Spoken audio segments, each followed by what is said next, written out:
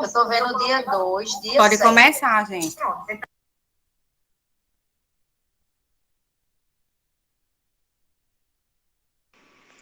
Bom dia. Iremos apresentar o trabalho, o projeto. O artigo científico. E o nosso tema é geradores de estresse para os trabalhadores de enfermagem de centro cirúrgico. O grupo é formado por Camila, Gabriel e Marlene.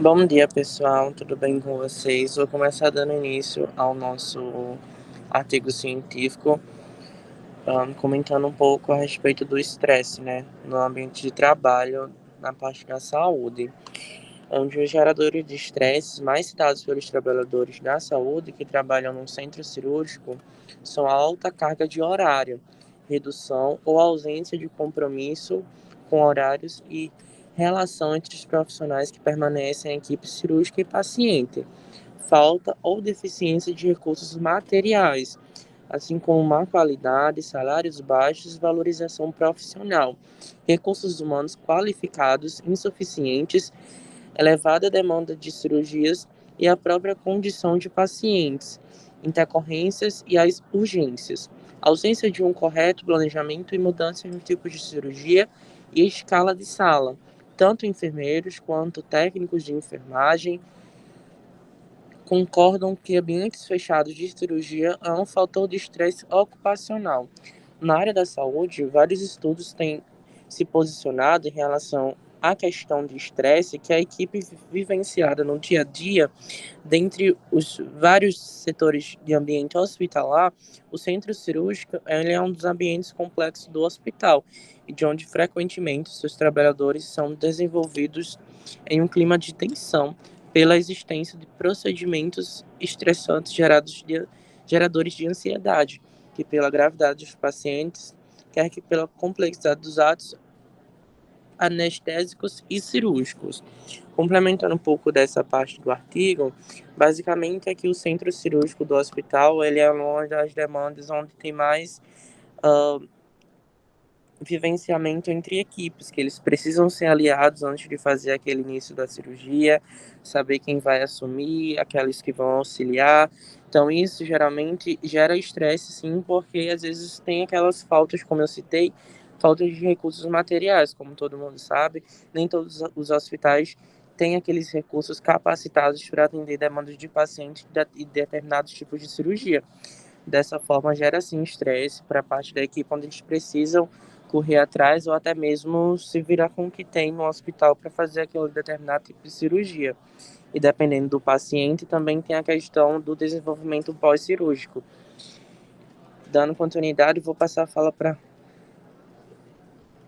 o restante. Bom dia. Dando continuidade, irei falar um pouco sobre estresse ocupacional. O estresse ocupacional a que a equipe de enfermagem é submetida durante seu trabalho traz como consequências vários sintomas físicos e emocionais.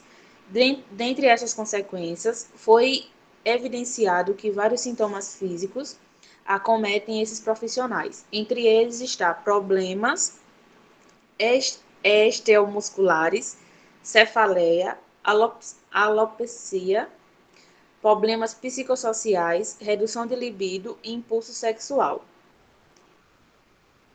Erupções cutâneas, problemas gastrointestinais, problemas respiratórios e do aparelho urinário, bruxismo, sensação de palpitação cardíaca, baixa atividade imunológica, extremidades frias e úmidas, hipertensão arterial, asma, cansaço, artrite e artrose, além dos riscos por movimentos repetitivos, as perfurações acidentais e a radioatividade, raio-x. Ainda é comum esses profissionais sentirem-se exaustos, o que foi mostrado em um estudo sobre a síndrome de burnout, entre enfermeiros, onde os enfermeiros do centro cirúrgico apresentaram índice elevado na subescala exaustão emocional, evidenciaram ainda a ansiedade e o estresse gerados pelos fatores estressores que tem de conviver no dia a dia e pela responsabilidade de fazer tudo rápido e sem poder errar. Além do que a proximidade cotidiana favorece desentendimentos que repercutem nas condições do sono desses profissionais e de seu bem-estar. Bom dia, pessoal. Dando continuidade à fala dos meus colegas, neste sentido, nota-se que as relações sociais estabelecidas no ambiente ocupacional do centro cirúrgico influenciam diretamente na saúde física e mental desses trabalhadores, sendo este um ambiente gerador de conhecimento e aprendizado constante, fazendo com que esses profissionais vejam o centro cirúrgico como um trabalho que gostam, parecido como sua segunda casa e o setor importante onde trabalham em equipe e companheirismo. Este artigo científico teve como objetivo descrever os geradores de estresses e suas consequências aos profissionais de enfermagem que atuam no centro cirúrgico. Neste sentido, pode-se elencar o ambiente fechado, a carga excessiva de trabalho, dinâmicas profissionais entre a equipe, falta de compromisso com o trabalho e os trabalhadores, falta de insumos e recursos materiais, como agentes promotores de estresse no trabalho, além da baixa remuneração e valorização profissional. Número insuficiente de profissionais qualificados, elevada demanda de cirurgias, condição dos pacientes, intercorrências e urgências, insuficiência de planejamento, turno ou regime de plantões desgastantes e baixa autonomia.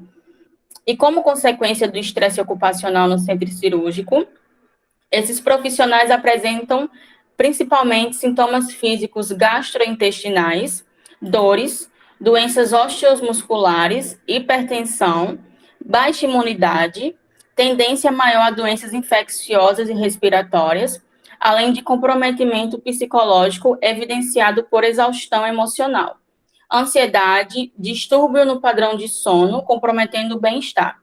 Entretanto, o artigo apontou também que a equipe que compõe os profissionais da enfermagem sente satisfação com seu trabalho no centro cirúrgico, quando o ambiente é influenciado por investimento em conhecimento e reconhecimento profissional.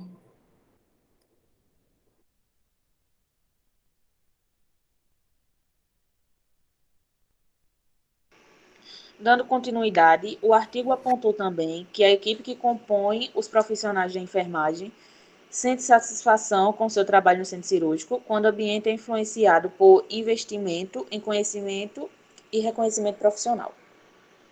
E obrigado.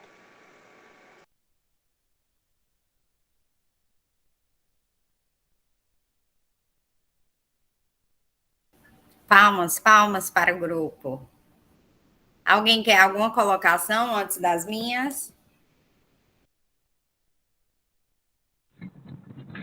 Só parabenizar as meninas, viu, professora? Parabéns pelo grupo. E só dizendo mesmo, recorrendo, né? Realmente, hoje em dia a gente vê nos hospitais, é uma demanda grande, né? Os profissionais, eles saem de um plantão e vai para outro, né? E realmente eles ficam sobrecarregados. Há uma questão muito grande de imprevistos mesmo, né? E de falta de insumos, materiais, né? E essa sobrecarga, existe a questão. Muitos estão aí, né? Que já poderiam ter se aposentado, né? E infelizmente, né? Há uma questão também dentro do Corém, né? Que a professora mesmo, Betânia, hoje em dia, né? Está batalhando por essa PEC, né? O Corém e o COFEM, né? Em busca de melhores condições dignas para os trabalhadores da saúde, né? Que isso vem gerando uma carga estressante, né? Para os profissionais, né? Então, é só ressaltando essas questões, né? É bem interessante o artigo que ele traz essa questão, que eu dizia sempre, né? E digo, né? A questão cuidando do cuidador, como é que estão os nossos profissionais, né? Diante disso tudo, né, professora? Não só no bloco cirúrgico, né? Mas adentrando em toda a área hospitalar, né? E parabéns, viu? Pelas explanações do grupo. Gratidão, viu?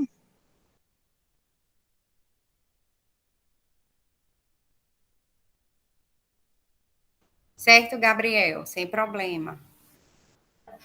Mais alguma colocação, pessoal?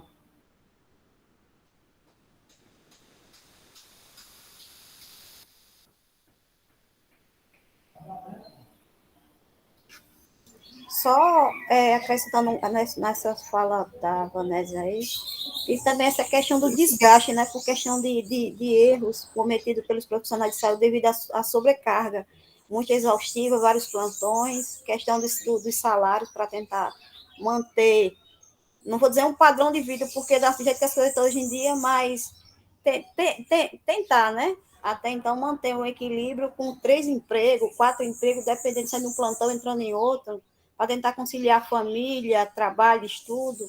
Então, acaba sobrecarregando os profissionais e de uma certa forma, acaba até prejudicando os próprios pacientes, de uma certa forma. Isso mesmo, meninas. Só fazendo o comentário, né? Primeiramente, parabenizo o grupo de Gabriel, né? Marlene, e acho que é Camila, né? Camila. Parabéns pela apresentação. O artigo de vocês é muito bom. Ele é até um artigo pequeno, frente até a alguns outros que a gente disponibilizou. Mas, assim, ele traz aspectos que, na verdade, por mais que ele traga a realidade do centro cirúrgico, quando a gente faz a leitura desse artigo, é como Vanessa e as outras colegas estavam colocando. Edilene colocou, a gente percebe que esse estresse ocupacional devido ao trabalho, acontece em todos os setores. No centro cirúrgico é somatizado porque a gente tem uma responsabilidade muito grande enquanto profissional da enfermagem. A gente já trabalha isso com vocês, né? Ou o técnico, ele vai ser o instrumentador, ou ele vai ser o circulante. Então, assim, ele tem como é que eu posso dizer? Um papel essencial para que toda a assistência cirúrgica ela consiga acontecer. Então, esse artigo ele vai falar realmente o foco do estresse que a gente diz, né? A sobrecarga de trabalho ela é presente em toda a enfermagem, então não seria diferente para os profissionais do centro cirúrgico. Quando vocês estiverem em contato, vocês vão perceber, por exemplo, que o técnico de enfermagem, a maioria das vezes, ele não tem só um vínculo. Eu estava fazendo essa reflexão constantemente. Agora, por exemplo, meu avô, ele está hospitalizado já faz um mês. E aí, toda vez que eu estou, a gente fez uma escala, né, a minha família, e de noite tem a cuidadora que fica com ele. E durante o dia sempre fica alguém da minha família. Todo dia que eu estou, geralmente é um técnico diferente, porque eu não fico dias corridos, né? Eu vou no dia e depois vou a cada 3 dias, enfim. Aí, todo técnico que entra, que se apresenta, a gente começa a conversar. Então, eu estava quase praticamente fazendo uma pesquisa. Meu avô está internado de 20 de setembro, hoje a gente já está 11 de junho. Todos os técnicos que eu conheci, sem exceção, eles não têm só um único vínculo. Eles trabalham lá, mas eles trabalham em outra instituição. Então, isso é um fator gerador de estresse muito grande. E nesse percurso, eu conheci uma técnica que é instrumentadora cirúrgica e que trabalha nesse hospital que é referência em câncer. A Ela de Sane, são 2 realidades muito diferentes para mim. Porque um dia eu estou trabalhando para fazer com que a cirurgia ela aconteça de forma segura, outro dia eu estou trabalhando em outra perspectiva, em outro cenário, que é o cenário de oncologia. Então, você imagina como não é a cabeça desse profissional, porque o processo de trabalho, ele vai mudar. Aí, somado a isso, vem o primeiro fator, que é a sobrecarga de trabalho, que esse artigo aponta, o artigo dos meninos, ele fala que é um fator gerador de estresse, né? Quando, por exemplo, a gente coloca o profissional da enfermagem em algum lugar em que não há um planejamento das atividades, né? Então, a gente percebe que quando a gente deixa muito solto ou acontecendo de qualquer jeito, as coisas não tendem a não dar certo, né? Também é um fator de estresse que o próprio artigo cita. Aí nós temos ainda uma precariedade de recursos humanos. Você percebe que falta profissional. Então, a gente precisaria equiparar isso aí. Os nossos órgãos de fiscalização, né, os CORENs a nível regional e o COFEN a nível federal, precisa dar esse suporte para a nossa categoria. Como até a Vanésia trouxe, né? A gente vê que a professora Betânia, ela luta muito por essa questão do piso salarial, do reconhecimento dos profissionais. Então, são fatores que poderiam diminuir esses estresses que a gente consegue enxergar tanto no dia a dia quanto na leitura. Aí vem a falta de equipamentos, de insumo, né, de materiais para que a gente faça os procedimentos e somatiza com o ambiente do centro cirúrgico, que é um ambiente fechado. A nível hospitalar, nós temos 2 ambientes que a gente considera fechado, que é a unidade de terapia intensiva e o centro cirúrgico. Então, a gente percebe que as pessoas que trabalham lá, muitas vezes estão muito mais expostas a essas questões que podem estar resultando em algum estresse para os profissionais. E é aquela coisa, é realmente promover, pensar nas nossas legislações e tentar ofertar o máximo de conforto para os profissionais que estão nesses ambientes. Né? Nós temos legislações que embasam isso. Eu tenho que dar ao meu trabalhador condições para que ele consiga trabalhar. Eu acredito que era isso, em suma. Alguém tem mais alguma colocação dessa parte do artigo? Falta somente o grupo 5 e 6, né, para dar continuidade nas próximas aulas. Posso projetar a aula já?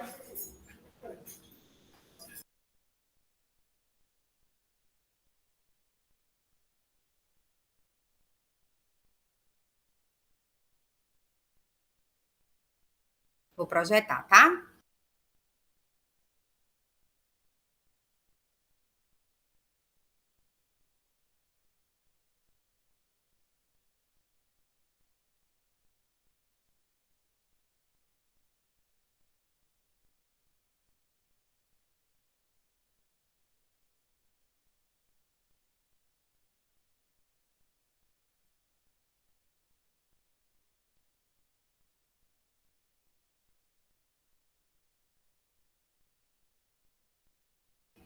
Apareceu, gente?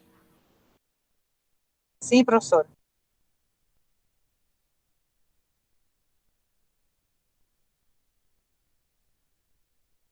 Deixa eu só mudar aqui para o modo apresentação.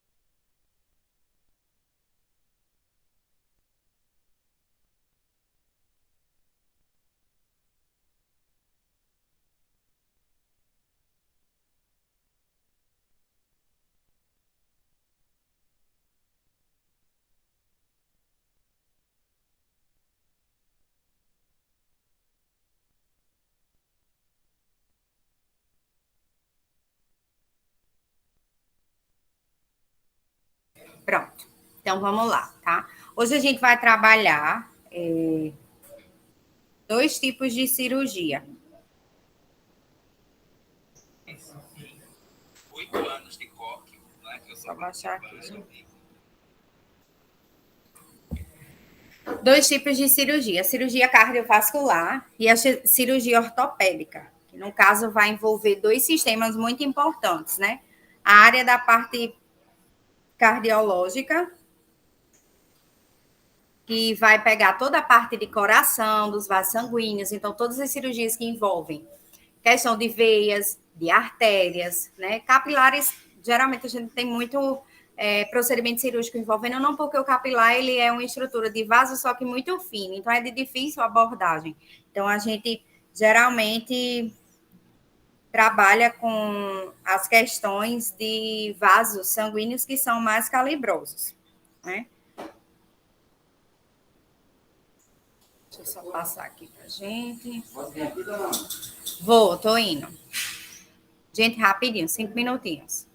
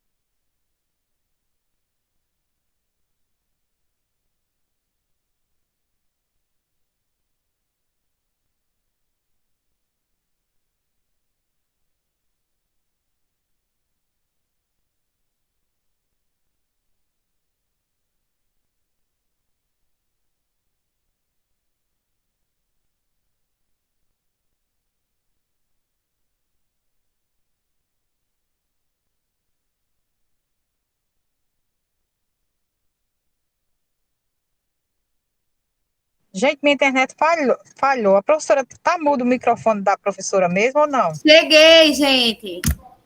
É porque Tá tinha um pessoal fazendo um serviço aqui, aí eu fui correr só para pagar o homem, mas já voltei, viu? Estão me ouvindo, né? Sim, professor. Sim. De volta. Então, a gente vai trabalhar dentro da perspectiva das cirurgias, tanto cardiovasculares quanto ortopédicas, né, que envolvem toda a parte ortopédica, a nossa parte do esqueleto, né, as estruturas como ossos. Então, é muito comum a gente falar de algumas cirurgias que estão envolvidas a parte do sistema esquelético, né, questão de movimentação, nesse sentido. Então, a gente vai começar primeiro pelo sistema cardiovascular, e também ele pode ser chamado de sistema circulatório. E aí, o sistema circulatório, a gente vai perceber que ele vai ser formado por um órgão nobre, que é o coração, e por sistema de canalização, que a gente chama de vasos sanguíneos. Então, o que é que a gente vai pensar? O sistema circulatório, ele tem como grande função trabalhar com um órgão nobre, que é o coração, e esse coração, ele vai bombear o sangue para todos os órgãos do nosso corpo. Então, quando a gente estuda a parte anatômica, a gente percebe, por exemplo, que o sistema circulatório, ele é responsável tanto por fazer a pequena circulação, quanto a grande circulação. A pequena circulação é aquela que vai acontecer entre coração e pulmão.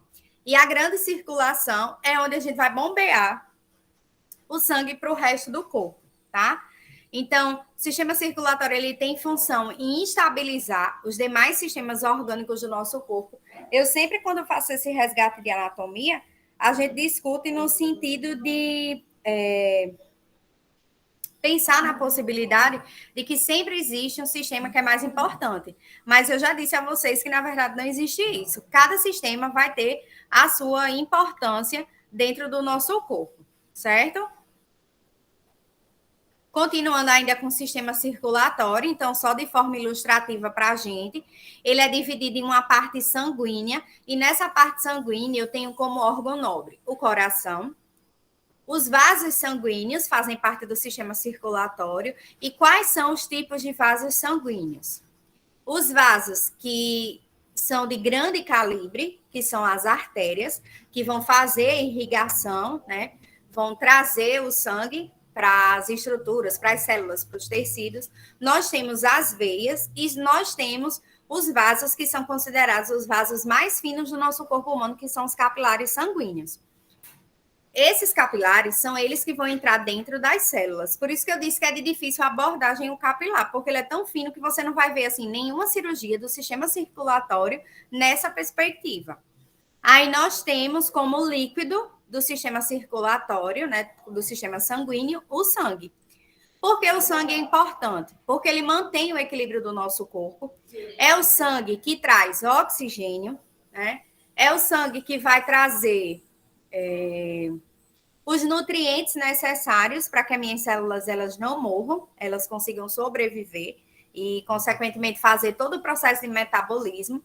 Então, o sangue ele é um órgão muito rico. Um órgão não, ele é uma estrutura muito rica do sistema sanguíneo.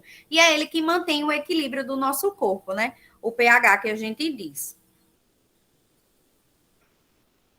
Destacamos ainda, dentro da perspectiva do sistema circulatório, porque a gente sempre lembra do sistema circulatório da parte sanguínea, que é onde eu vou encontrar as células, por exemplo, as hemácias, as plaquetas.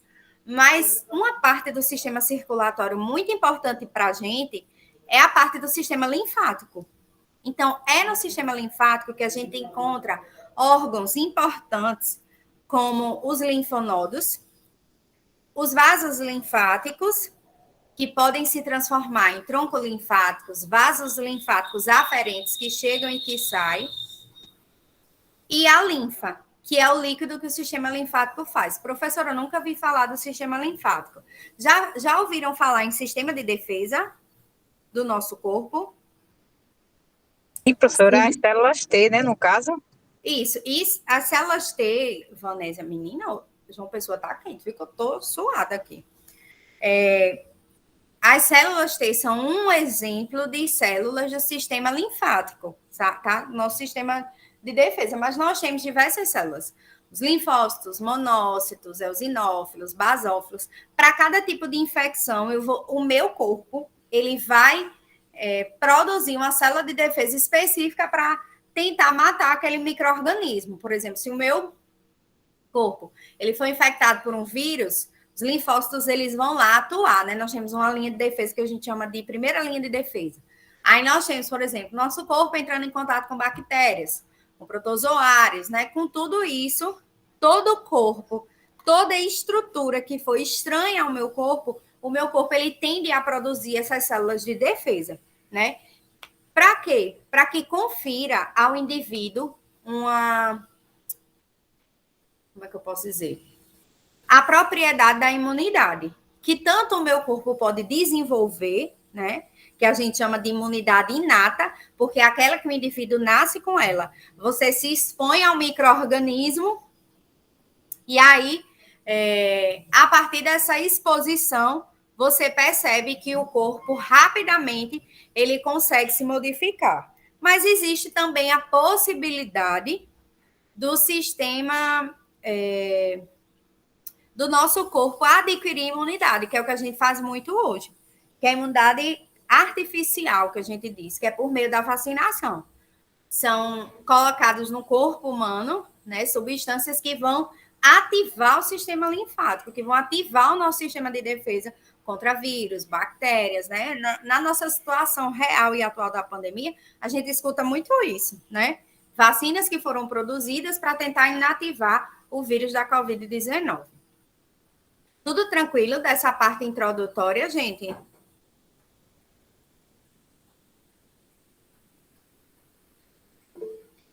Pode passar? Vou passando, viu? Se tiver alguma dúvida, vocês vão parando. É só uma revisão.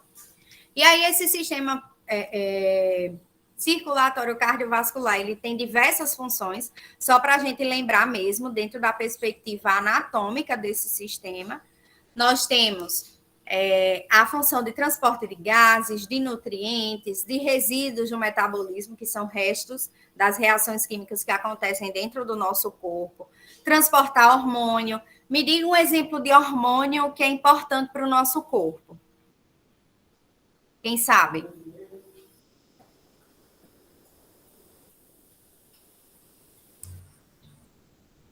Da tireoide? Diga, o nome do...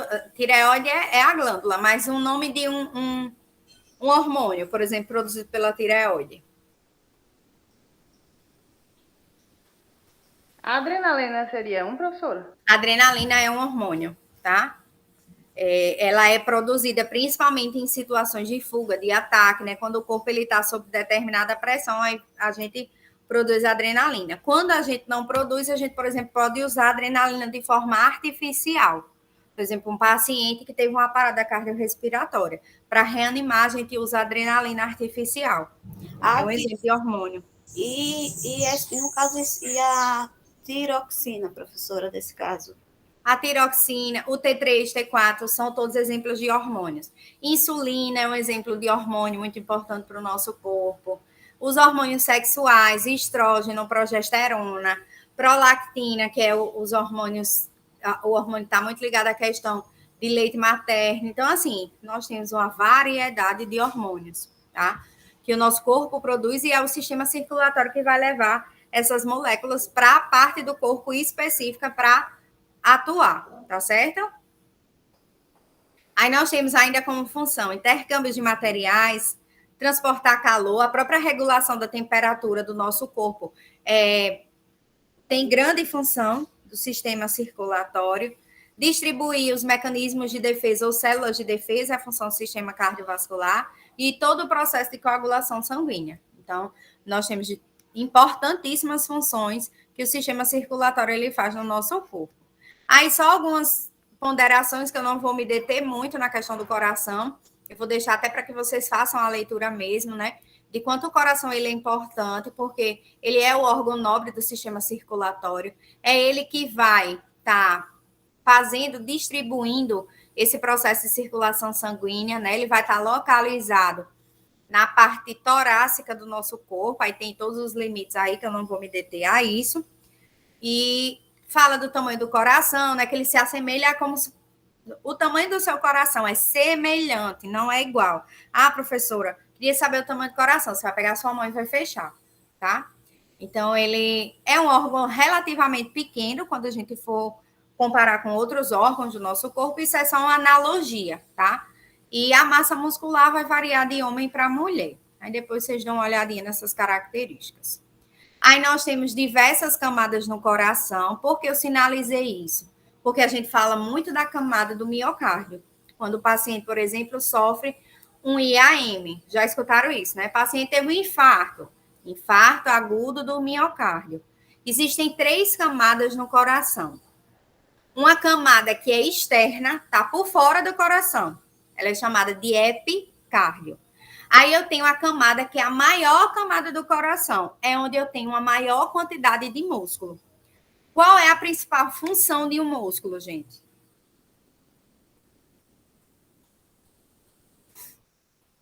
Quem sabe?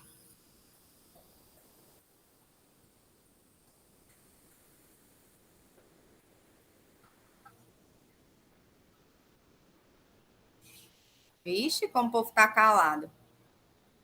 Vocês estão me ouvindo, gente? Sim. O músculo serve para quê, Rosânia? Já que você falou.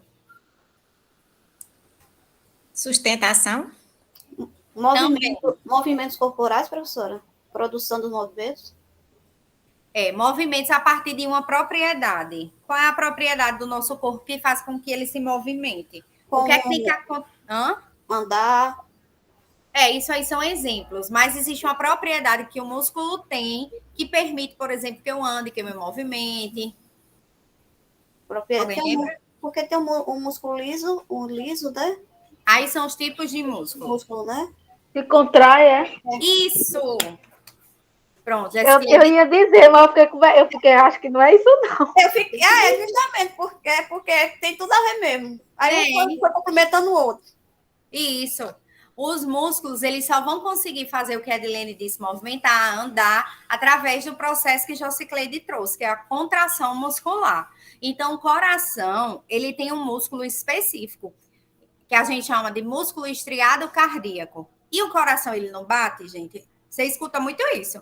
Quando você está no hospital, ou até de forma popular mesmo, né? A gente escuta dizendo, o coração daquela pessoa parou. O que quer dizer isso? Quer dizer que o coração deixou de funcionar no sentido que ele não fez mais contração muscular, tá?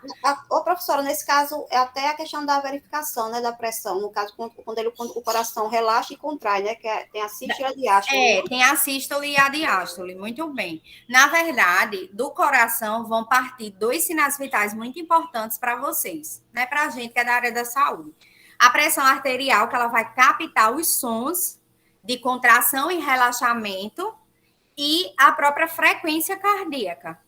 Então, quantas vezes o coração bate em 1 minuto diz respeito à sua frequência cardíaca, né? Que a gente verifica através do pulso. Que aí pode ser aqui no braço, pode ser no pescoço, pode ser nas pernas. Nós temos diversos locais de verificação de pulso, tá? Mas o que a gente tem que ficar para a aula de cirúrgica é se atentar a essa camada aqui, que é a maior camada do coração. E a camada mais larga, né? Que é a camada do miocárdio. Aí nós temos a camada que é mais dentro, é a mais interna, que é a camada do endocárdio. O endocárdio, ele é importante não só para o coração, mas inclusive para as válvulas, que vão revestir esse coração.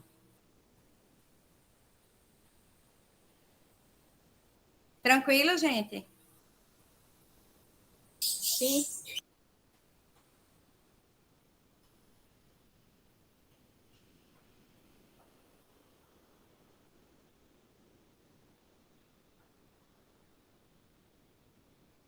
Acho que eu botei uma figurinha. Pronto, olha aí. Eu peguei um pedacinho lá do coração e aumentei, ó. Peguei esse pedacinho aqui que tá uma bolinha, certo?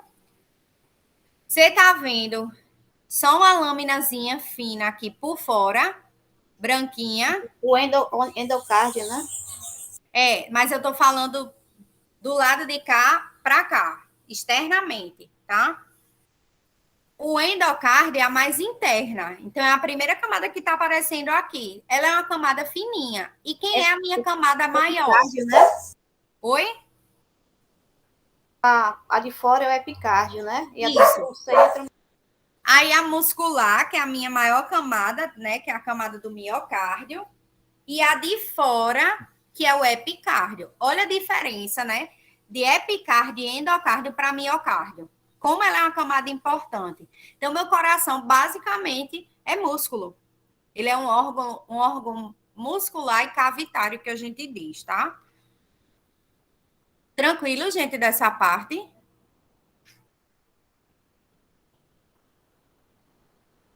Sim.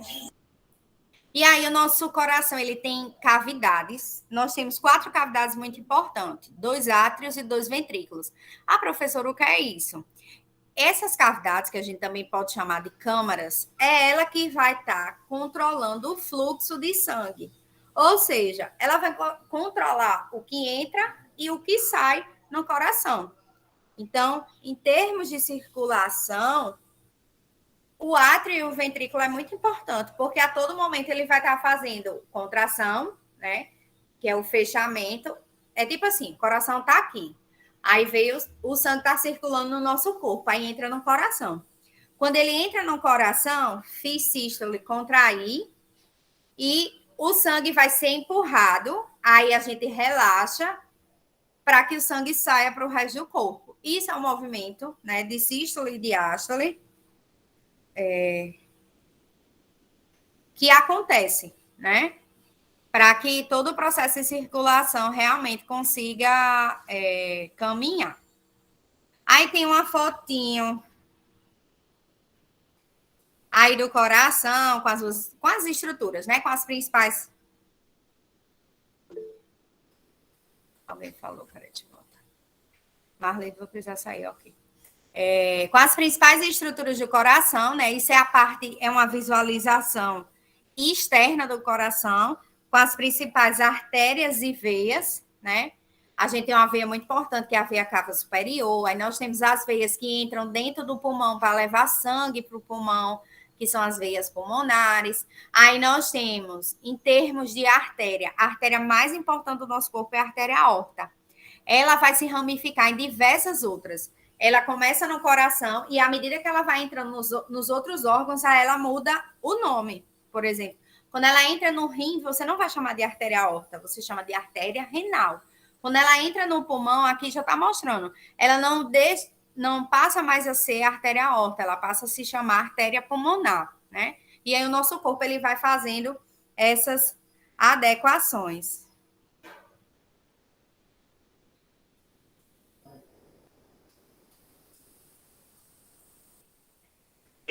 Tá mudo para vocês? Não, eu estou falando, gente. Vocês estão escutando, não? Estou escutando. Aí nós temos toda a parte interna do coração, tá? Professora, Oi. quando ela passa na perna, não tem uma que passa na perna, né? Uma a poplítea. É E essa veia, se for veia, é safena, né? Ah, tá. Isso, é isso que eu queria lembrar. Porque muda, tá? Nome de veia é diferente de artéria. Ah, certo. Nos membros inferiores, nós temos as grandes veias que fazem o que a gente chama de bombeamento dos membros inferiores. E as veias safenas, elas são muito importantes nesse sentido. Certo, obrigada.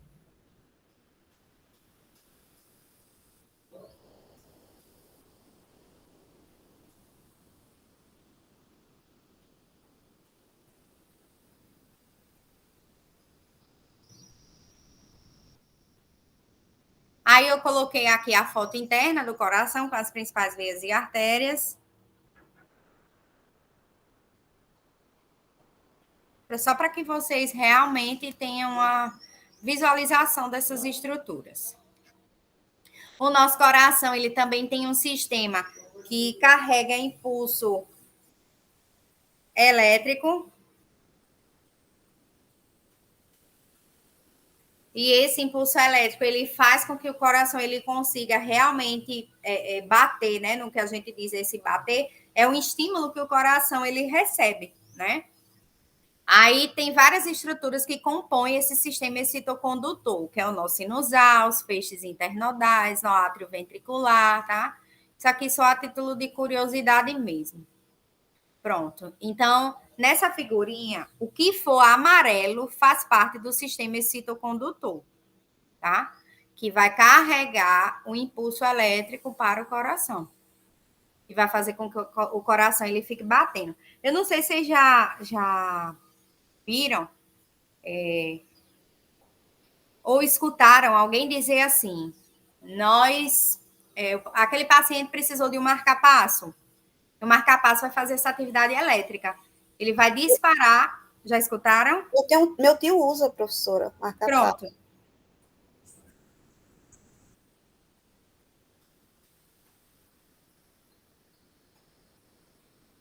Ele vai fazer... É como se fosse um choquezinho, tá?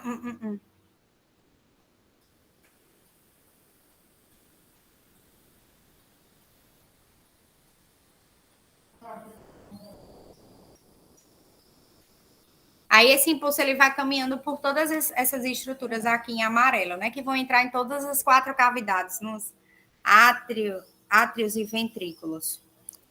Como ele era uma pessoa muito assim ativa, então assim ele disse que por causa disso ele ficou com muita limitação por causa dessa cirurgia de peito aberto. Aí o paciente que tem marca-passo, né? Aí ele tem que fazer todo um acompanhamento. E esse acompanhamento, né, requer certos cuidados. É um paciente que não pode pegar peso, nesse sentido.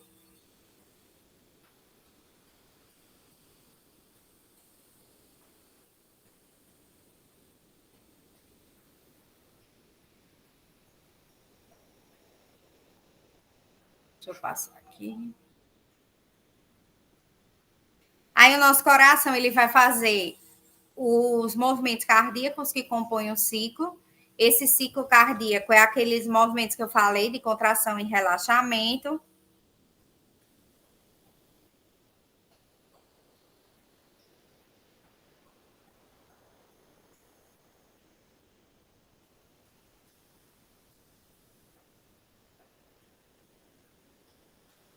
E essa sístole e essa diástole é importantíssima para todo esse processo, né, do coração bater, né?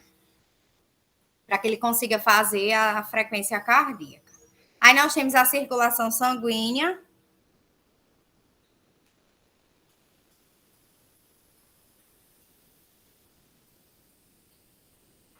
A circulação que é o percurso que o sangue ele vai percorrer, né, no nosso corpo.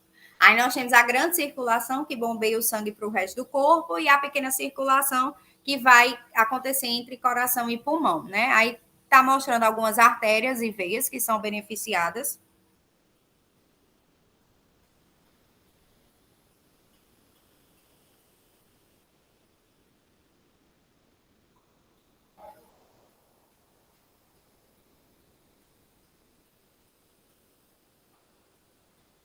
Veia cava, veia pulmonar, aí está mostrando átrio, ventrículo e os principais órgãos do nosso corpo, né? Fígado, intestino, pulmão, coração, né? Que são órgãos que vão ser beneficiados com o processo de circulação. Aí nós temos as cirurgias cardiovasculares, né, que é o foco da nossa aula. Aqui foi só para falar um pouquinho sobre as estruturas. Hoje, as cirurgias cardiovasculares, elas são um ramo da cirúrgica que cresce muito, muito, né? Como a gente falou na aula passada, o nosso foco era nas cirurgias neurológicas. E hoje a gente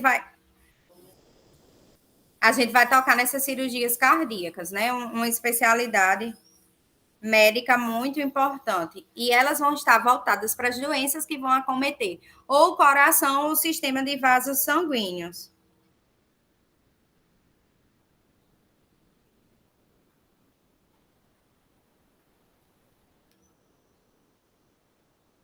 Dentro dessas cirurgias, a gente vai destacar para vocês 6 cirurgias, tá?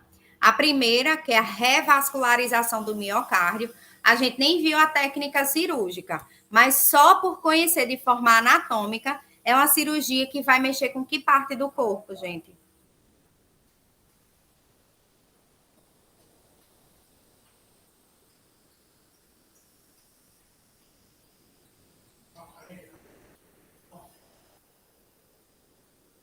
Povos?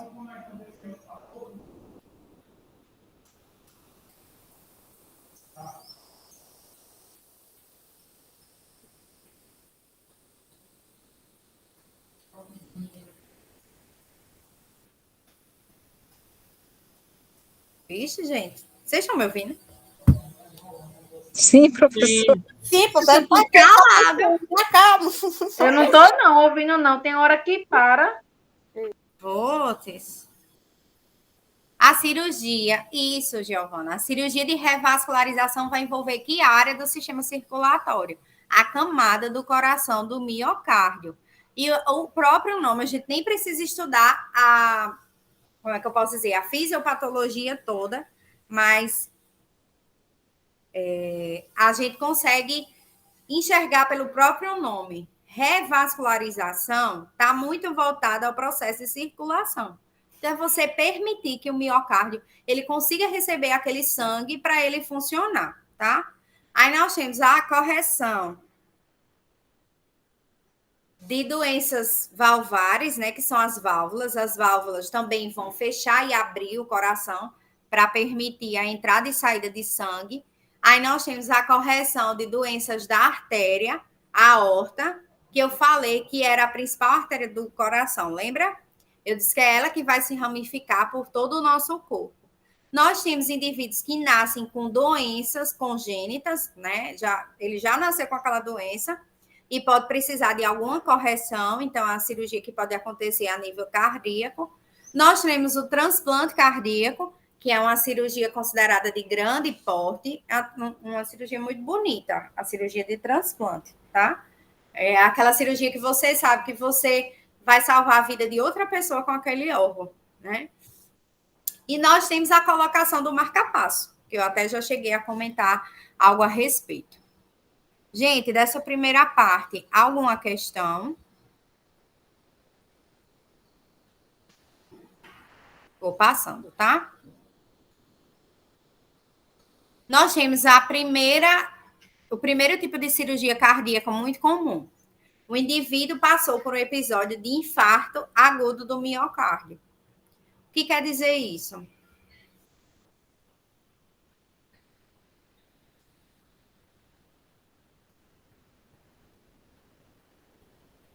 Universitários, por favor.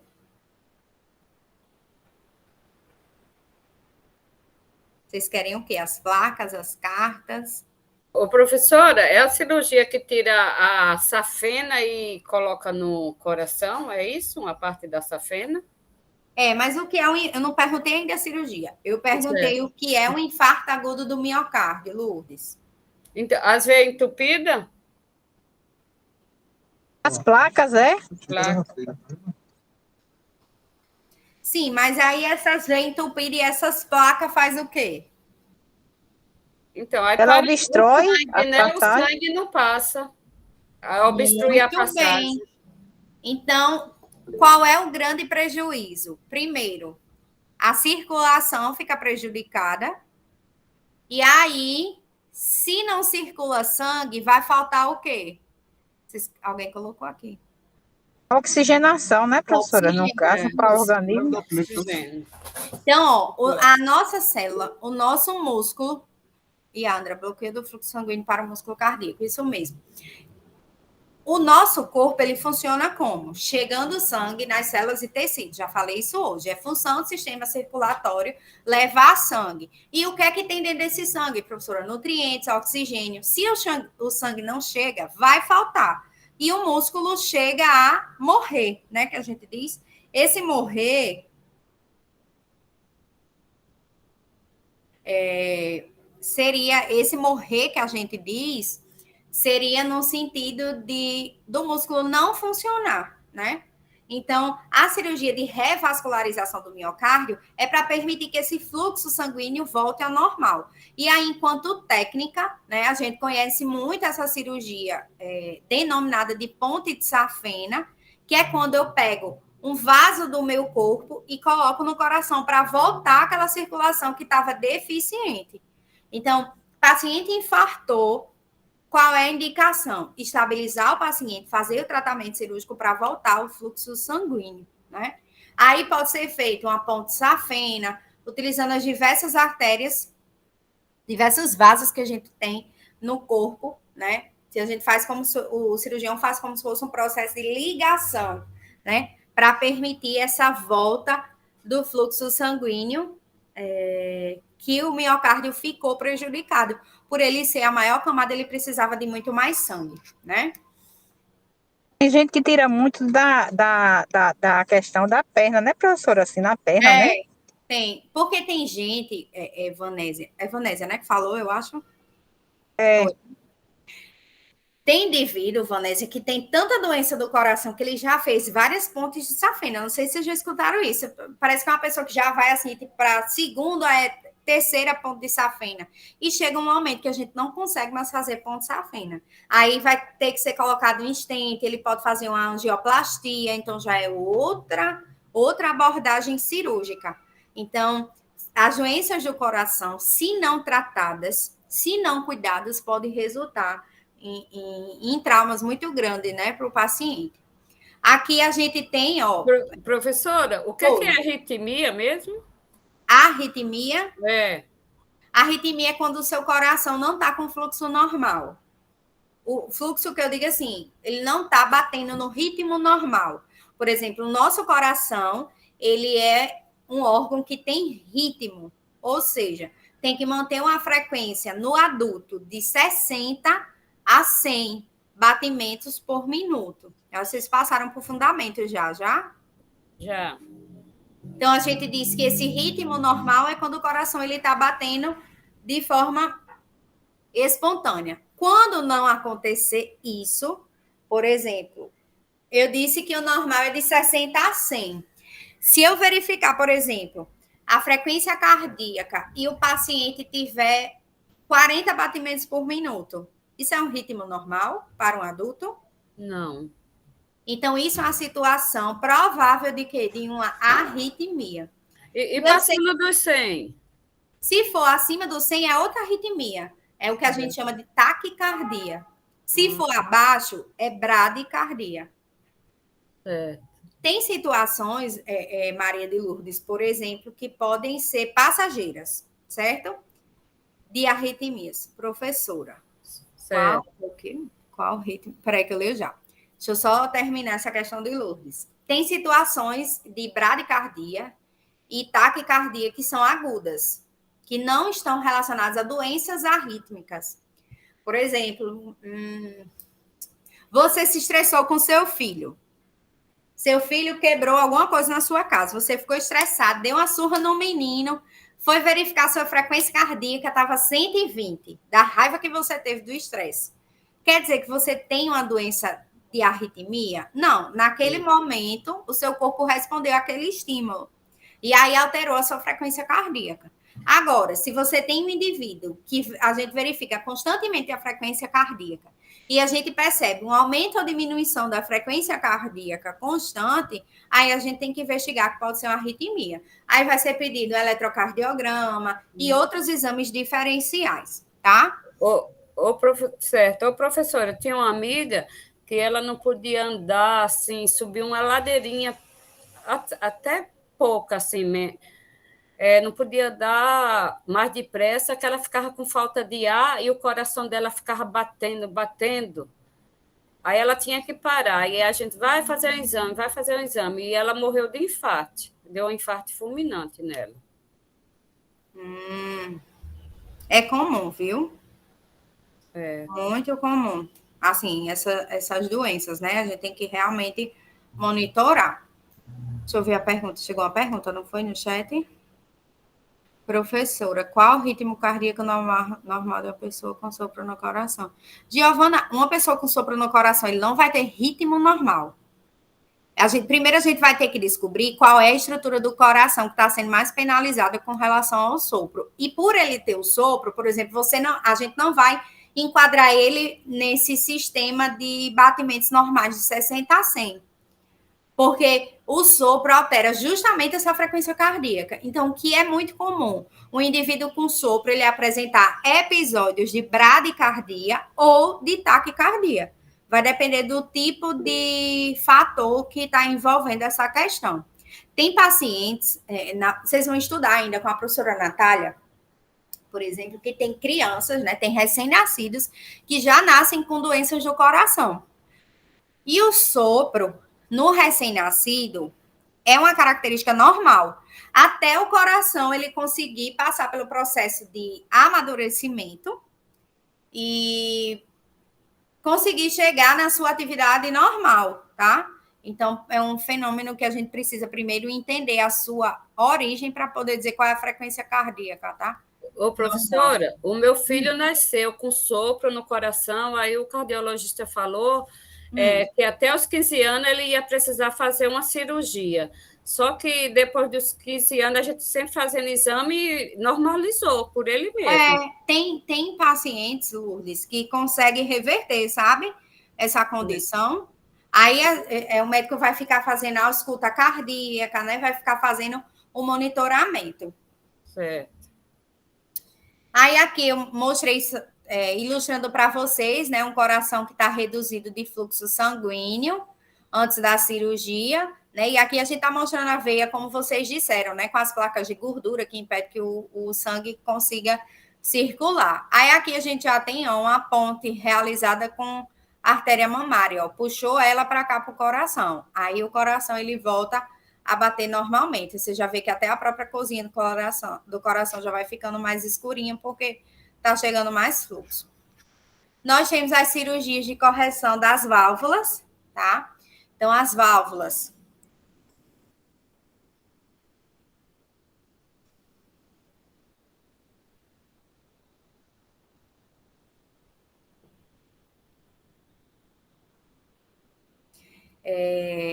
Elas podem dificultar. As válvulas, elas são estruturas que vão fazer o processo de fechamento e abertura do coração para que o sangue entre. Quando essas válvulas não funcionam, a gente precisa corrigir a atividade delas. Porque se elas não estão funcionando, ou, por exemplo, se elas se estreitam, que a gente chama de estenose, toda estenose é um estreitamento. Então, se eu tenho um órgão normal nesse diâmetro e eu faço estreitamento, o sangue vai passar com maior dificuldade, tá? Os pacientes que têm as valvulopatias, que são as doenças das válvulas, eles podem apresentar graus variados de gravidade. Pode ser algo leve, moderado ou severo, tá? Que vai interferir na capacidade do paciente receber o sangue, né? De bombear o sangue pelo coração. Aí essas válvulas, elas são feitas de material sintético e biológico, né? Quimicamente tratado. E para que o paciente, ele, por exemplo, não rejeite, né, a cirurgia, o tratamento que vai ser realizado. Elas são estruturas mais fáceis do cirurgião manipular, tá? A nível cirúrgico. Não é tão comum contra a cirurgia de revascularização. Aí nós temos cirurgias que podem estar envolvidos com a artéria aorta, né, que é a principal artéria do nosso corpo, e nós temos doenças que modificam a atividade da artéria aorta. Então, a gente já sabe que ela é a principal artéria do nosso corpo, é ela que vai receber o sangue que é ejetado do ventrículo esquerdo e vai distribuir para o resto do corpo. Isso só não acontece com a aorta com os 2 pulmões, porque nós temos as artérias pulmonares que vão receber todo esse sangue no momento do bombeamento. Aí nós temos as doenças do coração, que eu já falei, que são as cardiopatias congênitas. O paciente nasceu já com essa comorbidade. E ainda existe, por exemplo, a possibilidade, porque a gente fala muito do indivíduo que já nasceu com a doença, mas tem pessoas que identificam doenças do coração muito tempo depois do nascimento. Então, quando é que a cirurgia é indicada?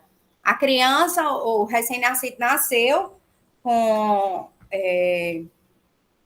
a doença cardíaca, dependendo da maturação dos órgãos, né? Você vai deixar, muitas vezes, a criança, o recém-nascido, se desenvolver para que ele fique pronto para esse procedimento cirúrgico. Desculpa falar. Uns anos atrás, eu tenho uma prima minha que ela teve uma filha no HU, devido à questão da gravidez, da gestação de alto risco, e na época a filha dela precisou de ser transferida para o hospital de Recife, eu não me lembro qual era, só que infelizmente a criança chegou a falecer, mas ela precisou dessa cirurgia na época. Até então ela não resistiu. É complicado. É muito complicado, porque assim, é uma cirurgia de grande porte em uma pessoa assim que não está totalmente formada, né? Você ter que fazer uma cirurgia no recém-nascido, numa criança, é algo muito delicado. A gente já sabe que procedimento já é delicado no recém-nascido, que dirá você pensar a nível cirúrgico. Geralmente, quando a pessoa nasce com a doença, né? A gente deixa o recém-nascido se desenvolver. Quando chega na fase adulta, se for uma condição que ele consiga ser tratado inicialmente com medicamentos, com terapia, a gente vai fazendo com que esse corpo se desenvolva para poder colocar ele diante do procedimento cirúrgico, tá? Porque, às vezes ela tem que retornar, às vezes, no HU, porque as plaquetas dela são baixas. Aí sempre, às vezes, ela fica fazendo tratamento. Ela faz acompanhamento, né? Com certeza.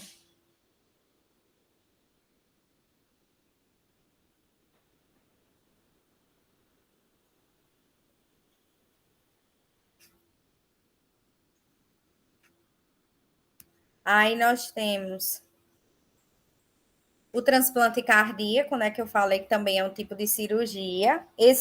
O próprio nome está dizendo, né? Na cirurgia de transplante, você vai remover o coração que está doente, né, que está lesionado, enfermo, e vai transportar, né, para um paciente. É assim, uma cirurgia que a gente percebe, né? Acontece muito com o paciente, por exemplo, vítima de trauma. Teve um trauma crânioencefálico, só que o coração tá bom. E aí a família autorizando, né? A gente sabe que tem toda a questão do respeito ao paciente, né? A família autoriza a realização do transplante e esse órgão vai ser destinado àquela pessoa, porque existe uma fila para transplantes, não só de coração, né? Transplante de córnea, fígado, de órgãos que são importantíssimos e que podem salvar vidas, né? É uma cirurgia também de grande porte, mas é uma cirurgia que permite muitas vezes que outra pessoa consiga prolongar o tempo de vida, né? Então, é importante a gente ter essa conscientização das cirurgias de transplante. E nós temos, enquanto última cirurgia cardíaca, o implante de marca-passo. Então, está aparecendo aqui o aparelhinho, né, do marca-passo, que ele vai gerar uma corrente elétrica, e esses eletrodos, ó, que essa parte azulzinha, vão ser ligados diretamente ao coração. Fazer esse processo de estímulo. Tem pacientes que utilizam o marca-passo de forma temporária. Tem uma arritmia leve ou moderada, colocou o marca-passo estimulou o coração, você percebe. Isso o cardiologista ele vai fazendo um acompanhamento, tá, gente? Depois da cirurgia. Ele percebe, por exemplo, que o coração ele está conseguindo trabalhar sem utilizar o aparelho, o marca-passo. Então, é uma situação de que o marca-passo ele é transitório. E existem pacientes que vão utilizar para o resto da vida, né? Essa estimulação que a gente diz, cardíaca. Então, mas o paciente ele pode ficar um tempo com o marca-passo e depois ele pode ser liberado? Pode, é isso que eu estou dizendo. Tem situações agudas que você coloca o marca-passo E aí, o próprio músculo cardíaco e o sistema elétrico do coração, ele voltar a funcionar sem utilização do equipamento. Por isso que quem faz implantação de marca-passo, implante, né? É um paciente que tem que ser acompanhado em ambulatório. O cardiologista, ele vai ter que sempre solicitar ao paciente exames para que ele consiga avaliar como ele está respondendo à colocação do marca-passo. E tem pessoas, por exemplo, até que podem rejeitar o marca-passo.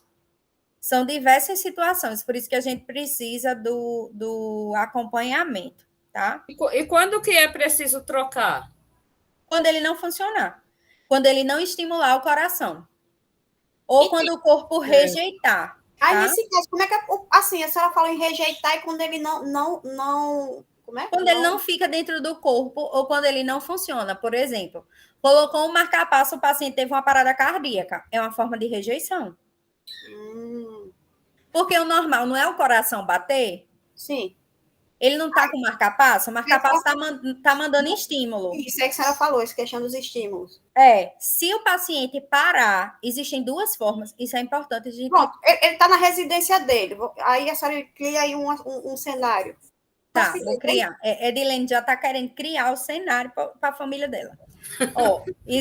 Existem duas formas, Edilene e turma, né, de parada, porque a gente fala muito da PCR, que é a parada cardiorrespiratória. Existe a possibilidade do paciente respirar e fazer a parada cardíaca, que é a parada de coração. Então, são duas coisas diferentes. Vamos pensar no cenário. Você está lá com seu familiar que tem um marca-passo.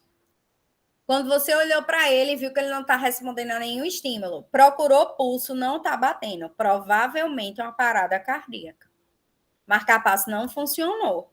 É uma forma de rejeição, ou seja, o aparelho, porque o seu corpo pode ser insuficiente para aquela situação. Mas você não tem um aparelho que manda um estímulo? Se o aparelho não mandar o estímulo para o paciente parar, é uma forma de rejeição ao aparelho. Então, tem que verificar, muitas vezes, a composição do aparelho, ver se o corpo, por exemplo, não encarou o marca-passo como algo estranho. Já vi paciente rejeitar marca-passo pelo próprio sistema imunológico enxergar como se fosse um antígeno, entendeu? Aí, por isso que quando é colocado o marca-passo, o cardiologista ele vai fazendo acompanhamento, monitoramento. Tem paciente que, inicialmente, ele sente muito desconforto com o marca-passo. Altera a pressão arterial, fica nessa instabilidade, até o corpo entender que aquele objeto que foi colocado ali foi para dar vazão à função do coração. Outra coisa que você tem que observar muito no paciente tem marca-passo, nível de oxigenação. É importante ter um oxímetro para colocar a saturação, para poder visualizar a saturação. Olha para as extremidades do paciente, vê se não está roxo, está cianótico. São cuidados que a gente tem, tá, Edilene? E isso quando a gente se deparar no hospital, professora, numa situação dessa, como é que a gente tem que agir nesse caso? Tem que chamar um médico porque vai abordar o paciente para o centro cirúrgico. Questão de marca-passo, não tem outra abordagem. Por exemplo, tem situações que às vezes são revertidas com medicação, né? Com questão de arritmia, ou leva para o centro cirúrgico e opera para ver qual é a real situação, ou somente com medicação não reverte. Eu tive um caso recente na família, no meu tio, que ele teve uma arritmia, só que a arritmia dele era bradicardia. Era menor do que o valor esperado, menor do que os 60. Eu lembro que um dia eu estava em casa e ele chegou. Branco, branco, branco. Aí olhou para mim e disse, não consegui ir para academia. Eu disse, foi, tio. E ele ia pegar minha tia lá em casa. Aí eu disse, o que é que o senhor sentiu? Ele disse, estou com uma agonia aqui. Aí eu disse, vou verificar logo os sinais vitais, né? Fui ver logo a pressão, a frequência cardíaca. Quando eu olhei, a frequência cardíaca dele estava 42.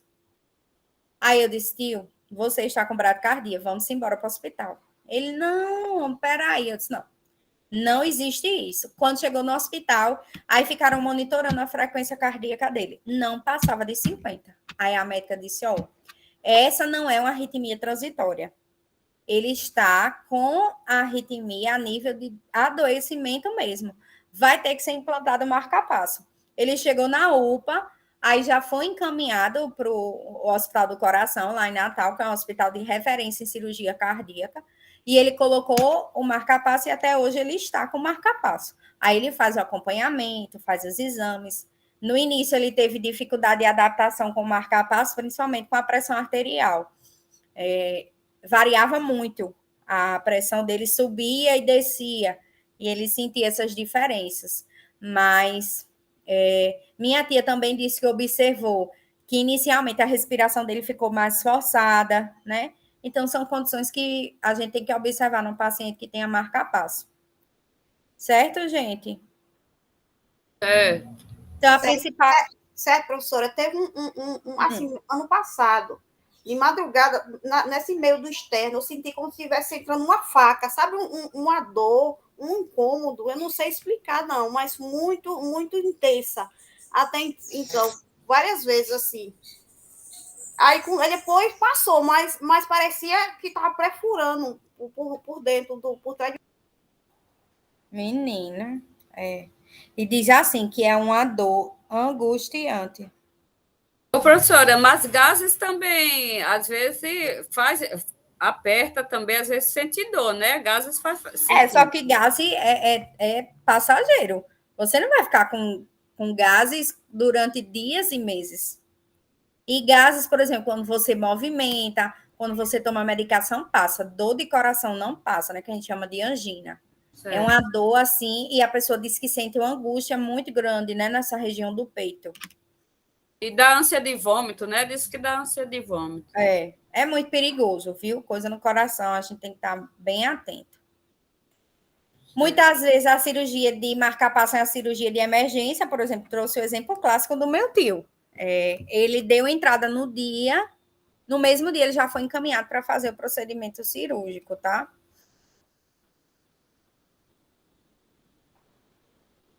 Quais são os nossos cuidados? Então, no pré-operatório, né? Fazer a tricotomia da área em que vai ser cirurgiada, ver a questão emocional do paciente, né? A gente já viu, questão da ansiedade, né? Conversar com o paciente que vai passar pelo procedimento cirúrgico. Estimular o paciente a expressar seus sentimentos, porque a questão emocional influencia muito nas cirurgias cardíacas. Apoiar emocionalmente o paciente, né, sem criar dependência. Observar o efeito colateral das medicações. Se o paciente ele apresenta dor de cabeça, náusea, vômito. Se ele tem as arritmias, tanto para menos, que é a bradicardia, quanto para mais, que é a taquicardia. Casos de diarreia. Se ele utiliza diuréticos, né, que podem gerar fraqueza, diminuição da pressão arterial e até alteração da pele. Né? São situações que a gente se preocupa com o paciente cardíaco. E depois da colocação do marca-passo. Ver se o cateter está funcionando, então por isso que a gente fala desse monitoramento, né, desse acompanhamento com o cardiologista. Quando ele sair da cirurgia, se for colocado um dreno torácico, observar se o dreno está funcionando, se está tirando excesso de secreção, monitorar o paciente, né, deixar um pouquinho a cabeceira elevada para ele respirar melhor, né, em semi-Fowler. Fazer o controle hídrico rigoroso, observar a cianose, né, que é essa parte que eu disse, né, arroxeada, ver como é que está a respiração, se está a respiração mais forçada, se ele está conseguindo respirar de forma tranquila, se existe a presença de sangramento e observar as condições de curativo. E como ele vai voltar de uma cirurgia cardíaca que envolve muitas também essa parte respiratória, a gente já estimula que o paciente ele faça os exercícios respiratórios. O paciente com marca-passo, ele sai com ele sai com limitação da cirurgia. É um paciente que não pode pegar peso, ele tem dispneia aos esforços. Se você colocar ele para fazer atividades pesadas, ele vai se cansar. Então, a gente já estimula os exercícios respiratórios no pós-operatório para que ele entenda que agora ele vai sair com uma certa limitação. E muitas vezes o paciente ele não quer enxergar isso. Eu lembro que a médica dizia ao meu tio, que ele tem uma neta, que ele não podia mais colocar a neta dele no braço. Mas ele queria, porque queria fazer o esforço. E no dia que ele colocou Mariana no braço, ele passou mal, pelo peso, né? Tranquilo, gente? Sim, professora. Tranquilo. Aí nós temos a safenectomia, né? Também é outro tipo de cirurgia cardiovascular. Safenectomia, já sabemos que é a retirada de algo, e safena já está dizendo, né? São as safenas que estão principalmente nos membros inferiores. Então, mulheres passam muito pelas cirurgias de safenectomia. Tem mulheres que têm doenças de varizes e varizes de forma genética. Você olha para a perna da mulher, chega aquela perna azul esverdeada de tantas varizes, né? As veias, elas ficam aparentes. E tem pessoas que essas veias, elas se transformam em veias varicosas. Não sei se vocês já viram que nas pernas fica tipo como se elas fossem torcidas, é até como se fosse um bolo, sabe, das varizes, que a gente chama de veias varicosas. Isso dá muita dor para a pessoa que tem. Inicialmente, Giovana, já vi. Inicialmente, eu também já vi, professor. Pronto. Inicialmente, tem pessoas que não se queixam de dor, mas com o tempo, aquelas veias que estão em formatos irregulares não vão permitir que o fluxo chegue. Vanésia colocou que a mãe dela tem. E aí ela pode apresentar dormência nos membros inferiores. Pessoas que têm varizes, veias varicosas, dica, quando for de noite, especialmente, por exemplo, se uma pessoa que trabalhe muito, chegou de noite, deitou membros inferiores para cima para fazer o retorno venoso. Isso favorece muito a questão do fluxo sanguíneo, mas fez cirurgia por conta Não fez, no caso, né, Vanésia? Não fez cirurgia. Professora, vai fazer da espuma. Por conta da idade, o médico não aconselha mais aquela cirurgia. A diabetes, né? A cicatrização. Vai fazer a espuma somente, meus amigos, infelizmente. Mas ela vai conseguir manter a qualidade de vida. E tem que ter, assim, cuidado com a alimentação, né? Ela já é uma paciente que tem uma doença crônica, que é diabetes. Tem que ter cuidado para essa situação não evoluir para uma trombose, essas coisas. Então, tem que se cuidar mesmo. Deixa a dica para ela, mãe, sempre que possível, repouso, membros inferiores para cima, para fazer o retorno venoso, porque a gente sabe que as varizes e as veias varicosas diminuem esse processo de circulação, tá? Então, qual a indicação da safenectomia? Quando se tem varizes nos membros inferiores e quando essas varizes estão prejudicando a circulação. É importante colocar isso porque não é todo mundo que tem variz que vai fazer safenectomia, não. Tem variz, às vezes você tem uma variz bem pequenininha, nem tem uma grande. Não está prejudicando a circulação. Tem gente que faz por questão estética, que não gosta. Fica feio mesmo, não está prejudicando a circulação, mas eu não gosto de ver nas minhas pernas essas veias. Então, tem gente que faz a cirurgia mesmo por questões estéticas. Por isso que o cirurgião vascular, ele tem que fazer uma avaliação para visualizar, por exemplo, se não existe outra estrutura, se não pode utilizar, por exemplo, um anticoagulante, para ver se essa variz não diminui, entendeu?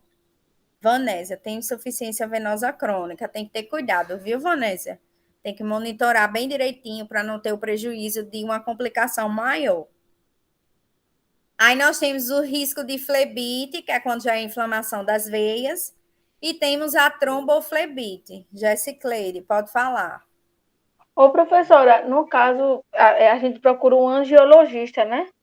Para tratar esse negócio de varize. Aí, o angiologista e o cirurgião é o vascular. Aí, no caso, tem assim, procedimento estético, né? As pessoas vão muito para essas coisas assim de esteticista e fazem procedimento para tirar os vasos, né? Não é perigoso, não? Se a pessoa procura assim, um médico específico? Peraí, volta aí a pergunta, Jéssica. Porque não tem gente, esse centro de estética, os pessoal não tira, vai lá para fazer procedimento para tirar as varizes. Aí eu estou perguntando, não é perigoso não você ir tirar a varize, né? Sem procurar um especialista? É perigoso, Vanésia, eu só quero dizer Vanésia, Jéssica, porque talvez essa pessoa não conheça a anatomia do corpo como cirurgião, como médico vascular. E aí, nessa retirada, ela pode comprometer uma outra área do nosso corpo, entendeu? Eu tenho muitos vasos, sabe? Eu tenho muitos vasos, muitas varizes na minha perna. Na verdade, eu já nasci assim, que é algo genético. Minha mãe também, ela tem problema. Aí eu nasci, eu lembro que quando eu era criança, eu ia muito pro HU. Aí eu ia pro HU, eu não sei, eu quero ser que eu ia. Minha mãe dizia que era por causa das minhas veias, eu sei que eu ia. Quase Tá toda vendo? Nem era semana eu da ia. ETS e já ia para o HU. Não era? Eu ia direto pro HU.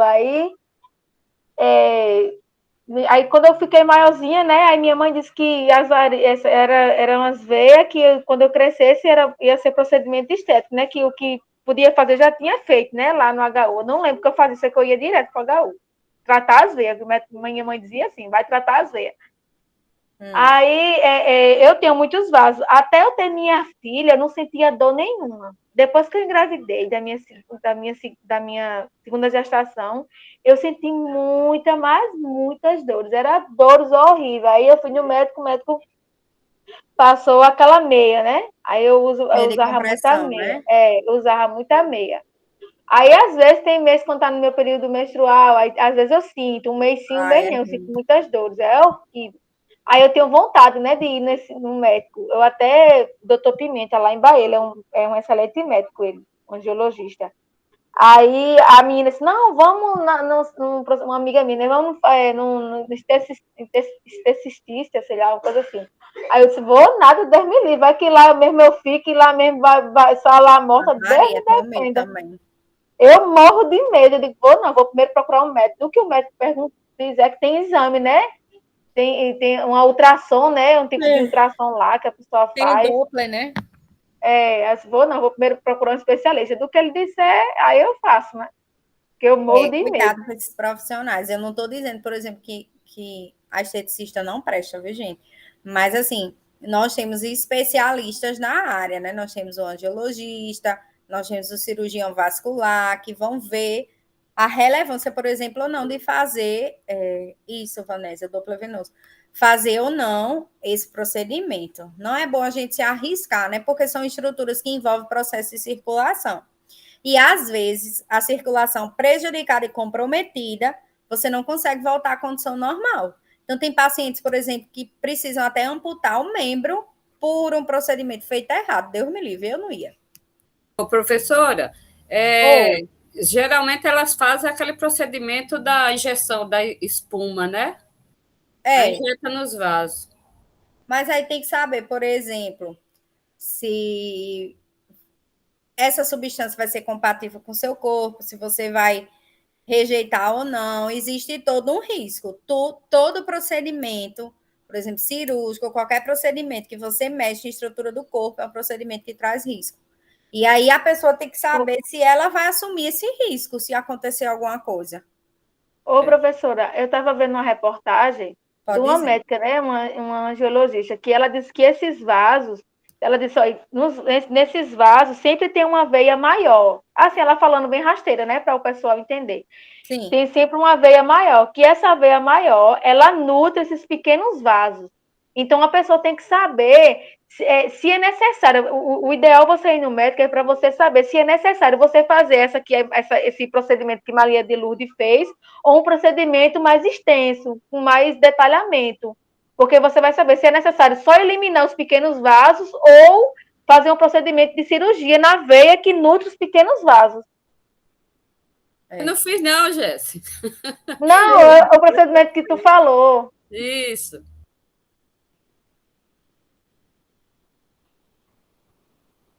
Tranquilo, gente?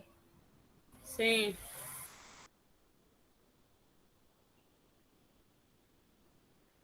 Então, quais são os nossos cuidados no pré-operatório, né? Manter o paciente em Trendelenburg para fazer, né, o processo reverso, para permitir a questão da circulação. Aí nós temos as meias que as meninas já falaram de compressão, podem ser utilizadas a partir de prescrição médica.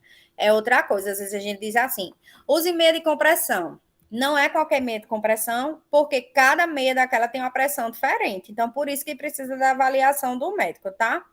Deambular periodicamente, já estimular a deambulação, evitar roupas apertadas e ligadas, manter o membro aquecido, não usar bolsa quente para evitar queimadura, porque a pele geralmente fica mais sensível, não puncionar veias e nem aplicar medicamentos parenterais no membro que já é afetado, né, vai ser cirurgiado. Orientar o paciente quanto evitar machucar as pernas e os pés, né, manter sempre o membro hidratado, limpo e seco, as unhas limpas e curtas e evitar cruzar as pernas para o paciente que vai fazer esse tipo de cirurgia para não submeter ele a fortes pressões. Enquanto os cuidados pós-operatórios, verificar frequentemente a temperatura e a coloração dos membros. Então, se você viu, por exemplo, que aquela perna ela está ficando arroxeada, está ficando preta, pode ser um prejuízo já de oxigênio. Orientar a deambulação, né? E essa deambulação é periódica, não é assim, terminou a cirurgia, já vai andar. Não, existe um período, o médico vai fazer essa liberação. Orientar para o paciente não permanecer muito tempo em pé imóvel, né? E ao deitar, fazer essa alternância de posição.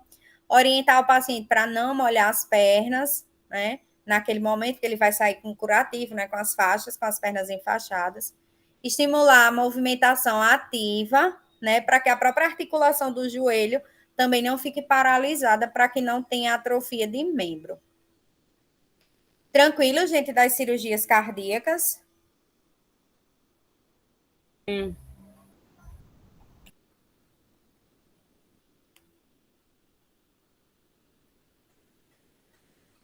E aí a gente vai entrar.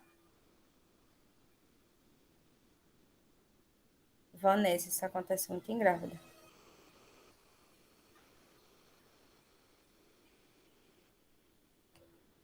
A gente vai entrar nas cirurgias ortopédicas, que já vai envolver toda a parte dos ossos, né? E aí, sempre falando na parte óssea.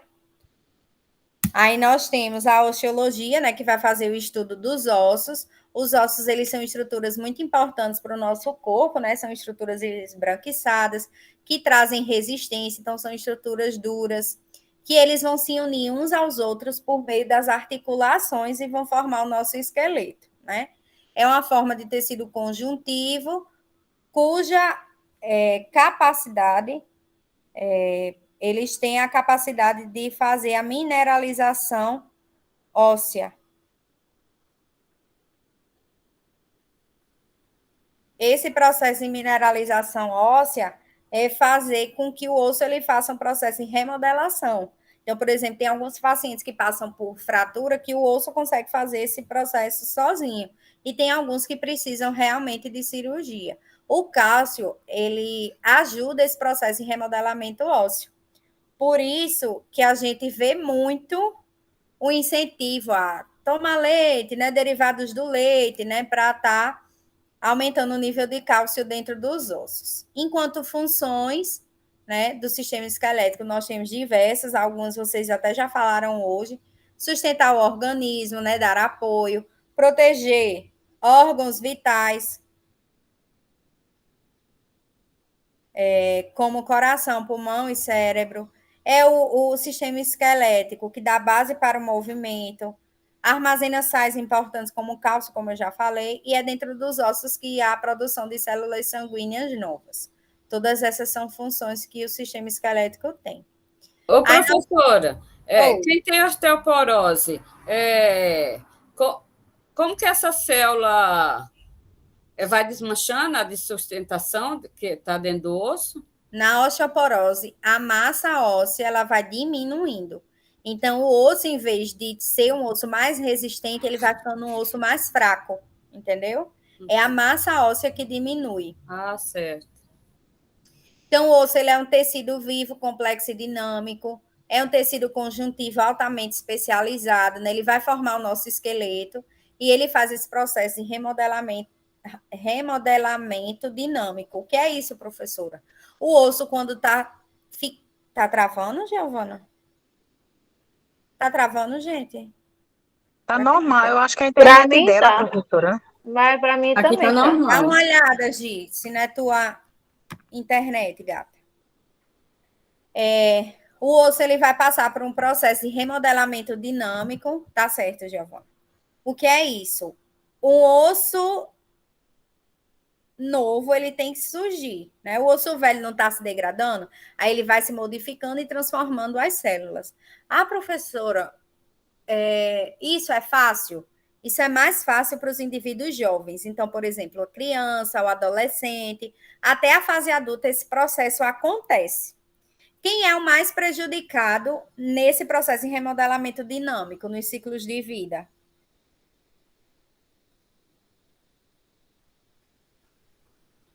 O idoso, né? Isso. Por isso que o idoso ele fica mais susceptível a quê?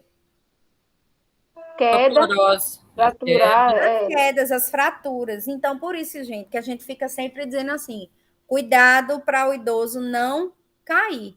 Porque o osso do idoso é um osso fragilizado. Isso, Edilene, os E processos de o queda. fêmur, né, que sofre mais, né, professora? É assim, em termos de fratura, a fratura hoje mais comum, onde inclusive, não sei se vocês conhecem a professora Ângela?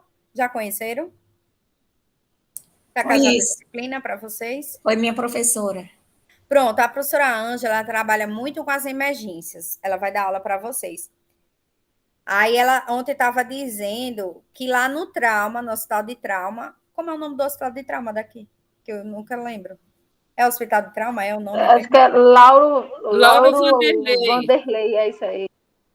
Pronto.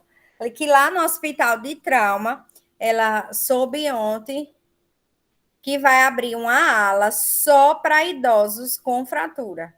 Porque agora, na pandemia, as estatísticas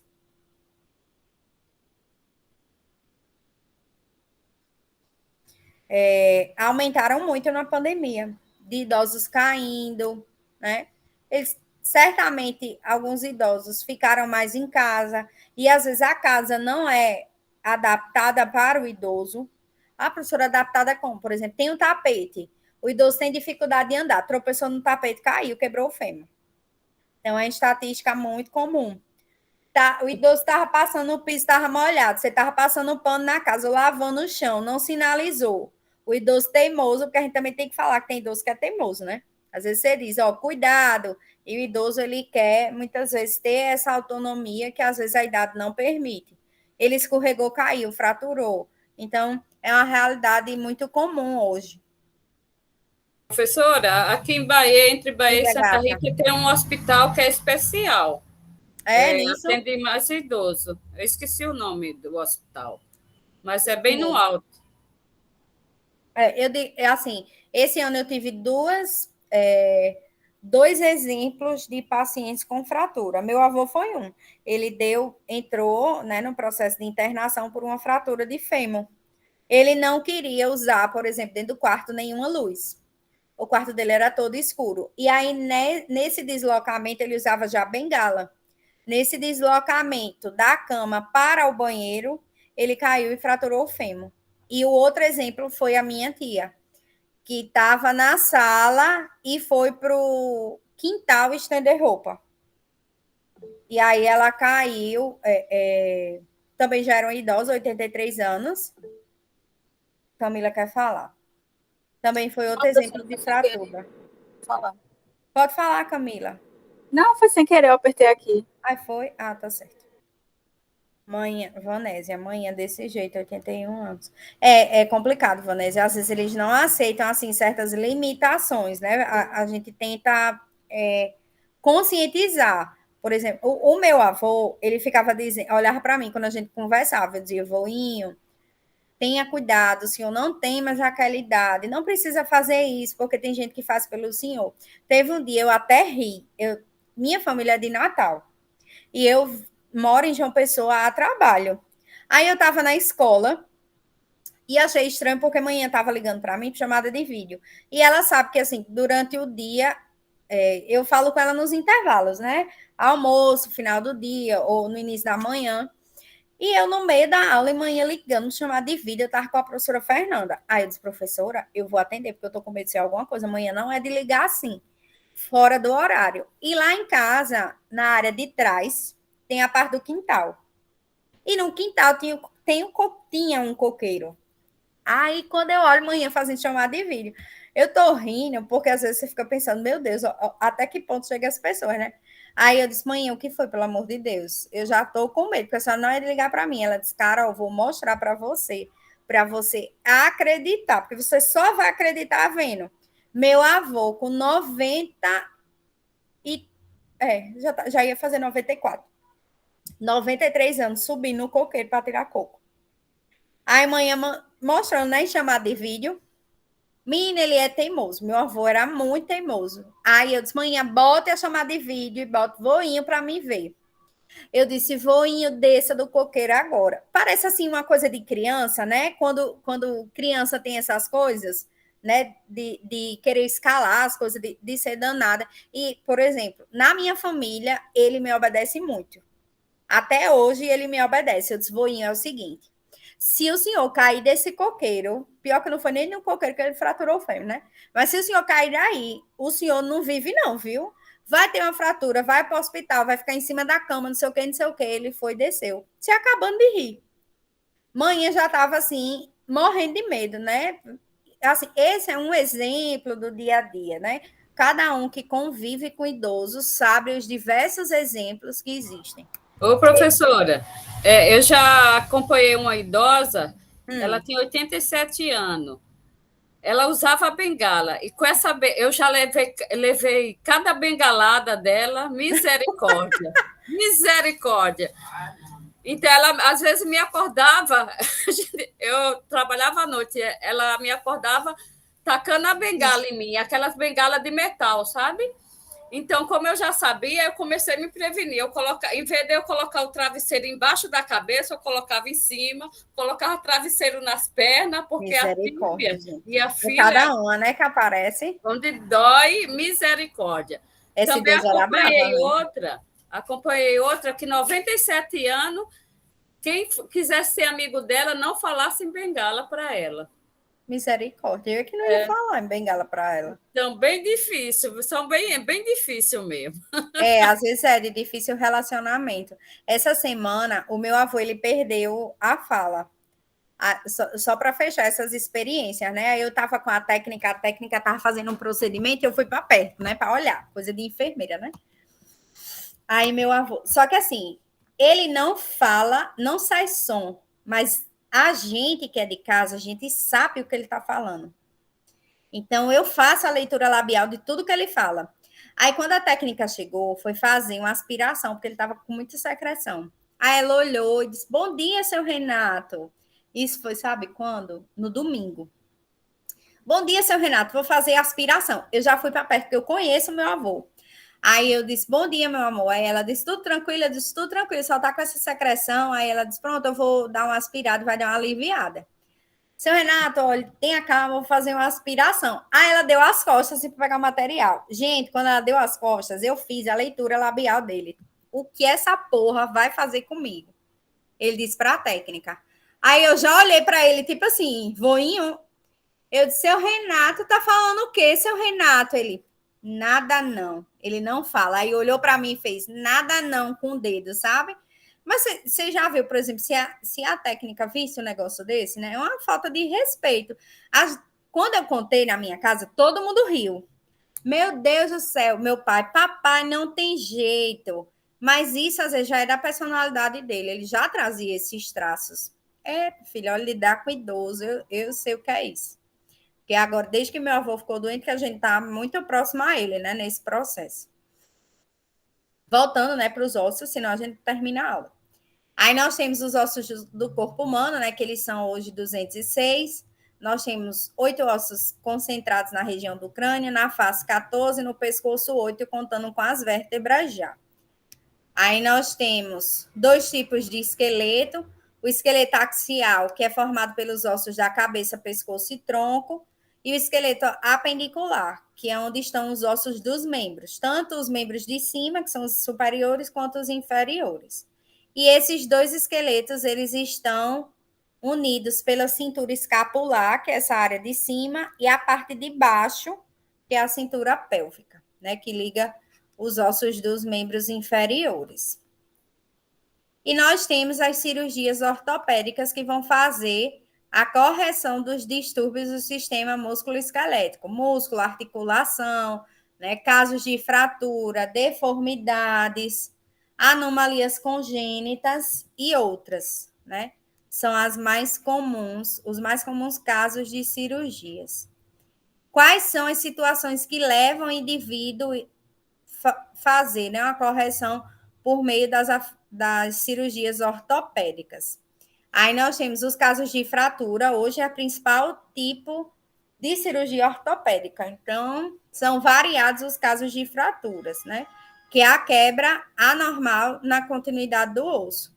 Aí nós temos a hérnia de disco, também uma cirurgia de difícil abordagem, né? Que é quando o disco intervertebral, porque nas vértebras, as vértebras são ossos, certo? Aí, entre elas, para que uma vértebra não bata nela, não bata na outra, nós temos o que a gente chama de disco intervertebral. E aí, esse disco não permite o desgaste das vértebras. Só que em algumas situações, por exemplo, de você forçar a estrutura do osso, a gente pode ter uma herniação, né? Uma modificação anatômica do disco. Aí nós temos os distúrbios da coluna, por exemplo, a escoliose, que é como se fosse um desvio, que a coluna fica tipo um S. A infecção do osso, né, que a gente chama de osteomielite, também pode ser um caso de cirurgia. Aí nós temos principais cirurgias ortopédicas que acontecem. A artrodese, que é a fixação cirúrgica de uma articulação. Então, quando a articulação não funciona, pode ser indicativo de realizar essa cirurgia. Aí nós temos a osteotomia, que é um buraquinho, né, que é feito no osso para corrigir uma abertura que é feita no osso para corrigir algum distúrbio musculoesquelético. E a artroplastia, que o próprio nome está dizendo. Plastia vem de plástica e artro vem de articulação, né? É uma cirurgia que permite restabelecer a função daquela determinado comprometimento a nível de articulação. É uma cirurgia de difícil pós-operatório, o paciente sente muita dor, viu? Geralmente faz artroplastia no joelho, na articulação do joelho. Aí o paciente acaba citando que o pós-operatório é bem dificultoso. Quais são os cuidados de enfermagem para essas cirurgias ortopédicas? No pré-operatório. Por que eu não falei específico de cada fratura? Porque vai depender do comprometimento, tá? Não tem como a gente dizer como cada paciente vai se recuperar. Dependendo da área que for lesionada, a recuperação é diferente. Se o paciente sair com gesso ou com atração, sabe o que é atração? Já viram? Não sei se vocês já viram, tipo, uns pinos que são colocados nas pernas, que às vezes você vê, às vezes o paciente ele sai com atração e depois ele volta para ser regulado, né? A atração ela vai fazer força, por exemplo, o osso está separado. Quando você coloca aqueles pinos, esse pino ele aproxima, ele alinha o osso, tá? Para voltar à normalidade.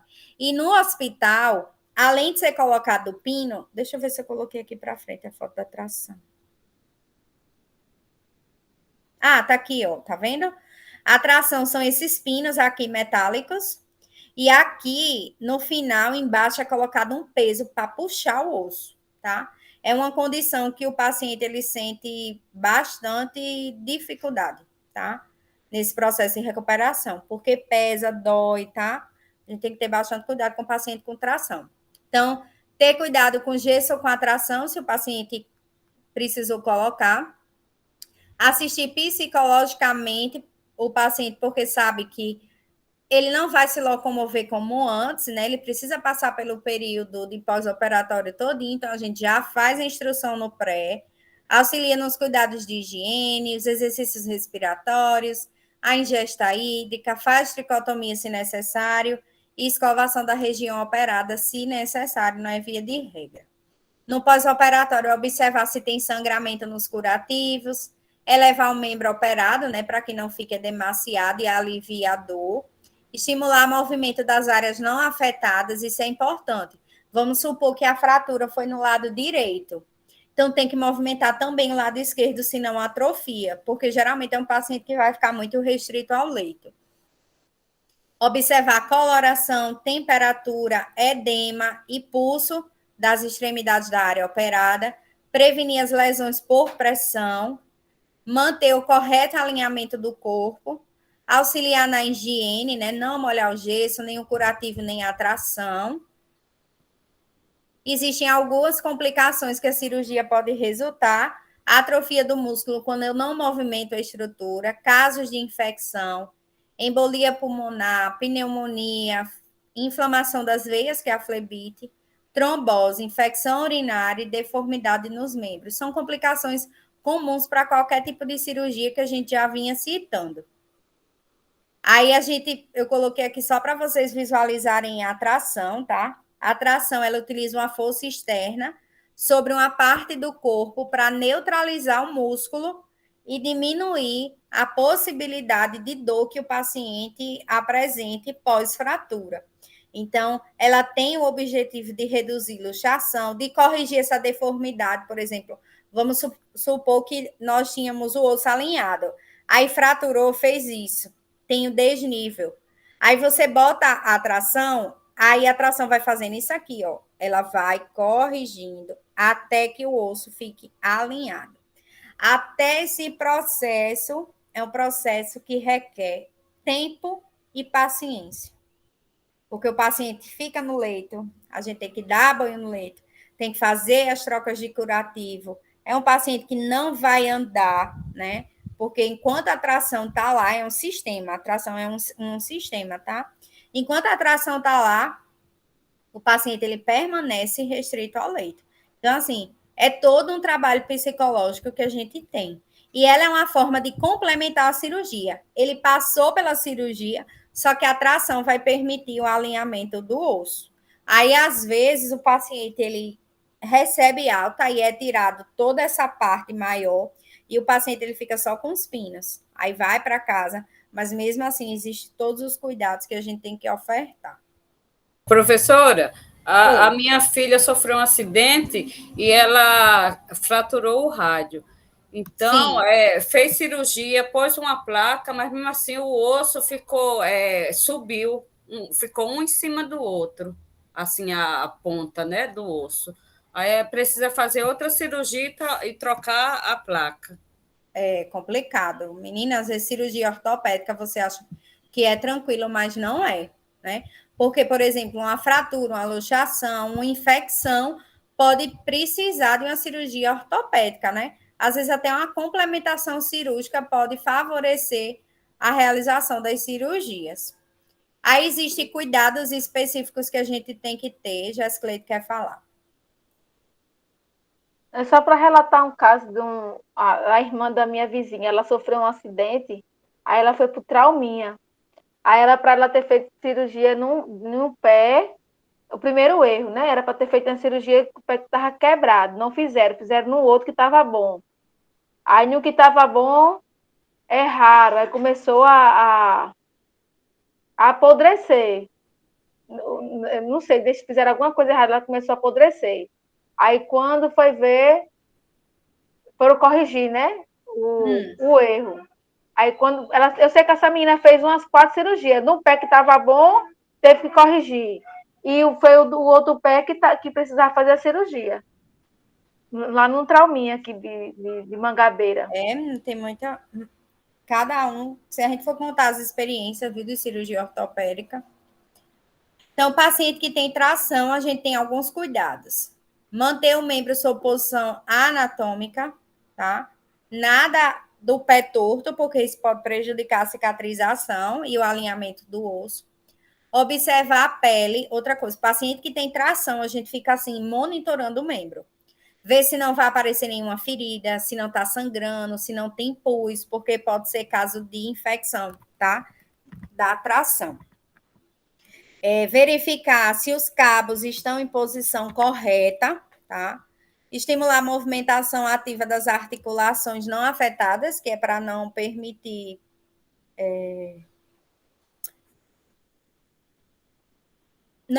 a atrofia, né, que eu falei do músculo. Orientar visitantes para não mexer com as trações. Outra coisa, às vezes o paciente está com tração, todo mundo que chega quer mexer. Não pode mexer porque tem que ficar alinhado e com o peso que o médico colocar. Manter os pesos livres e nunca apoiados. Não remover o peso sem a prescrição do médico. manter o corpo do paciente alinhado, procurar identificar causas de dor. Está sentindo dor, tem que relatar para o médico. Observar e anotar a eliminação intestinal e vesical. Visualizar se o paciente, como ele está restrito ao leito, eu tenho que saber se ele está urinando normalmente, se ele está defecando, tudo isso, tá? Outra cirurgia ortopédica que pode acontecer é a cirurgia de amputação, né? Quando um paciente precisar remover alguma parte do corpo. Embora a gente sabe que muitas vezes as cirurgias de amputação envolvem mais a questão do pé, da perna, da mão ou do braço, né? As condições circulatórias graves, por exemplo, as doenças das válvulas, doenças vasculares, as diabetes, casos de tumor, podem resultar nas cirurgias de amputação. São cirurgias que podem acontecer. A gente tem muito cuidado com o paciente diabético, né? Para que ele não perca nenhuma estrutura do corpo. Quais são os cuidados no pré-operatório? Trabalhar o paciente que vai fazer amputação para aceitar a cirurgia. Porque o paciente com o paciente que vai fazer amputação, ele entra de um jeito e sai do outro. Então, por mais que a gente diga, você vai perder um dedo do pé, mas você tem que trabalhar esse psicológico, porque é um momento que ele vai sair do centro cirúrgico e passar por um momento de adaptação. Avaliar as condições circulatórias, nutricionais e de hidratação. Realizar exercícios para fortalecer os membros sadios, né, para que ele consiga fazer a adaptação. E os outros cuidados gerais da enfermagem, né? Administrar a medicação, verificar os sinais vitais, está tudo incutido aí. No pós-operatório, manter o coto elevado. O que é o coto? É a área onde você perdeu aquela estrutura. Se ele sair com dreno, observar os drenos, ver se tem casos de hemorragia, verificar o aspecto da ferida operatória, né, e os curativos, manter o coto em posição anatômica para permitir prevenir deformidades, observar a circulação acima da região amputada. Por que isso é importante? Porque eu já vi casos de paciente que precisou amputar a área acima, tá? E aí isso realmente traria algum comprometimento, né? Complicações de cirurgias ortopédicas, as hemorragias, infecções, deformidades na posição do coto, ou até não adaptação, por exemplo, se for um paciente que precisou colocar prótese. Tudo isso a gente também se preocupa. Tranquilo, gente? Tranquilo não é muita coisa, né? Cirurgia ortopédica e cardíaca é muitos pontos para a gente se preocupar.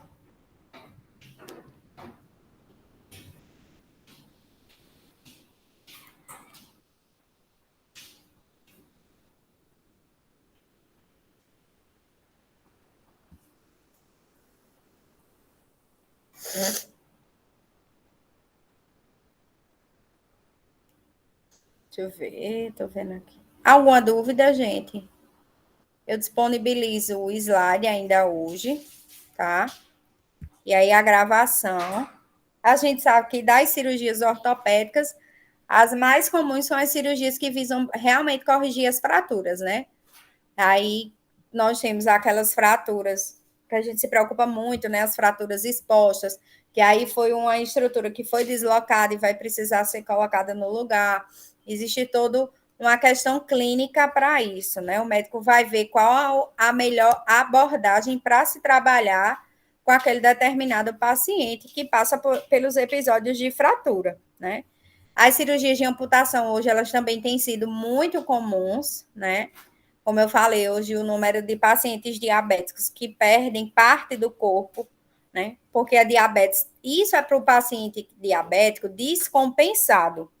A gente tem que deixar claro isso, porque quando a gente fala de diabetes, tem pacientes que conseguem ser diabéticos e manter uma qualidade de vida muito tranquila, sem nenhum dano, né? Aquele paciente que faz o controle rigoroso da taxa de glicose, é o paciente que ou ele está em uso de medicação, se ele não for insulina independente, faz o uso das medicações no horário, ou é o paciente que toma insulina e faz o monitoramento, faz o desmame, muitas vezes não fica só dependendo da insulina. Então, existe todo o contexto para a gente lidar com o paciente diabético. A amputação é para casos extremos. Por exemplo, quando a gente vê o paciente com o membro amputado, é porque ele realmente não cuidou da diabetes dele. Ele utilizou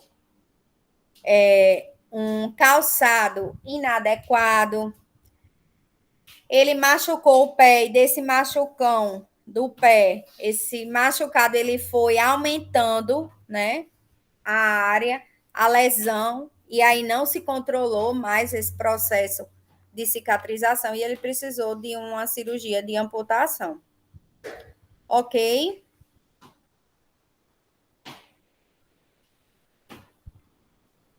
Posso interromper aqui a gravação, meu povo? Pode.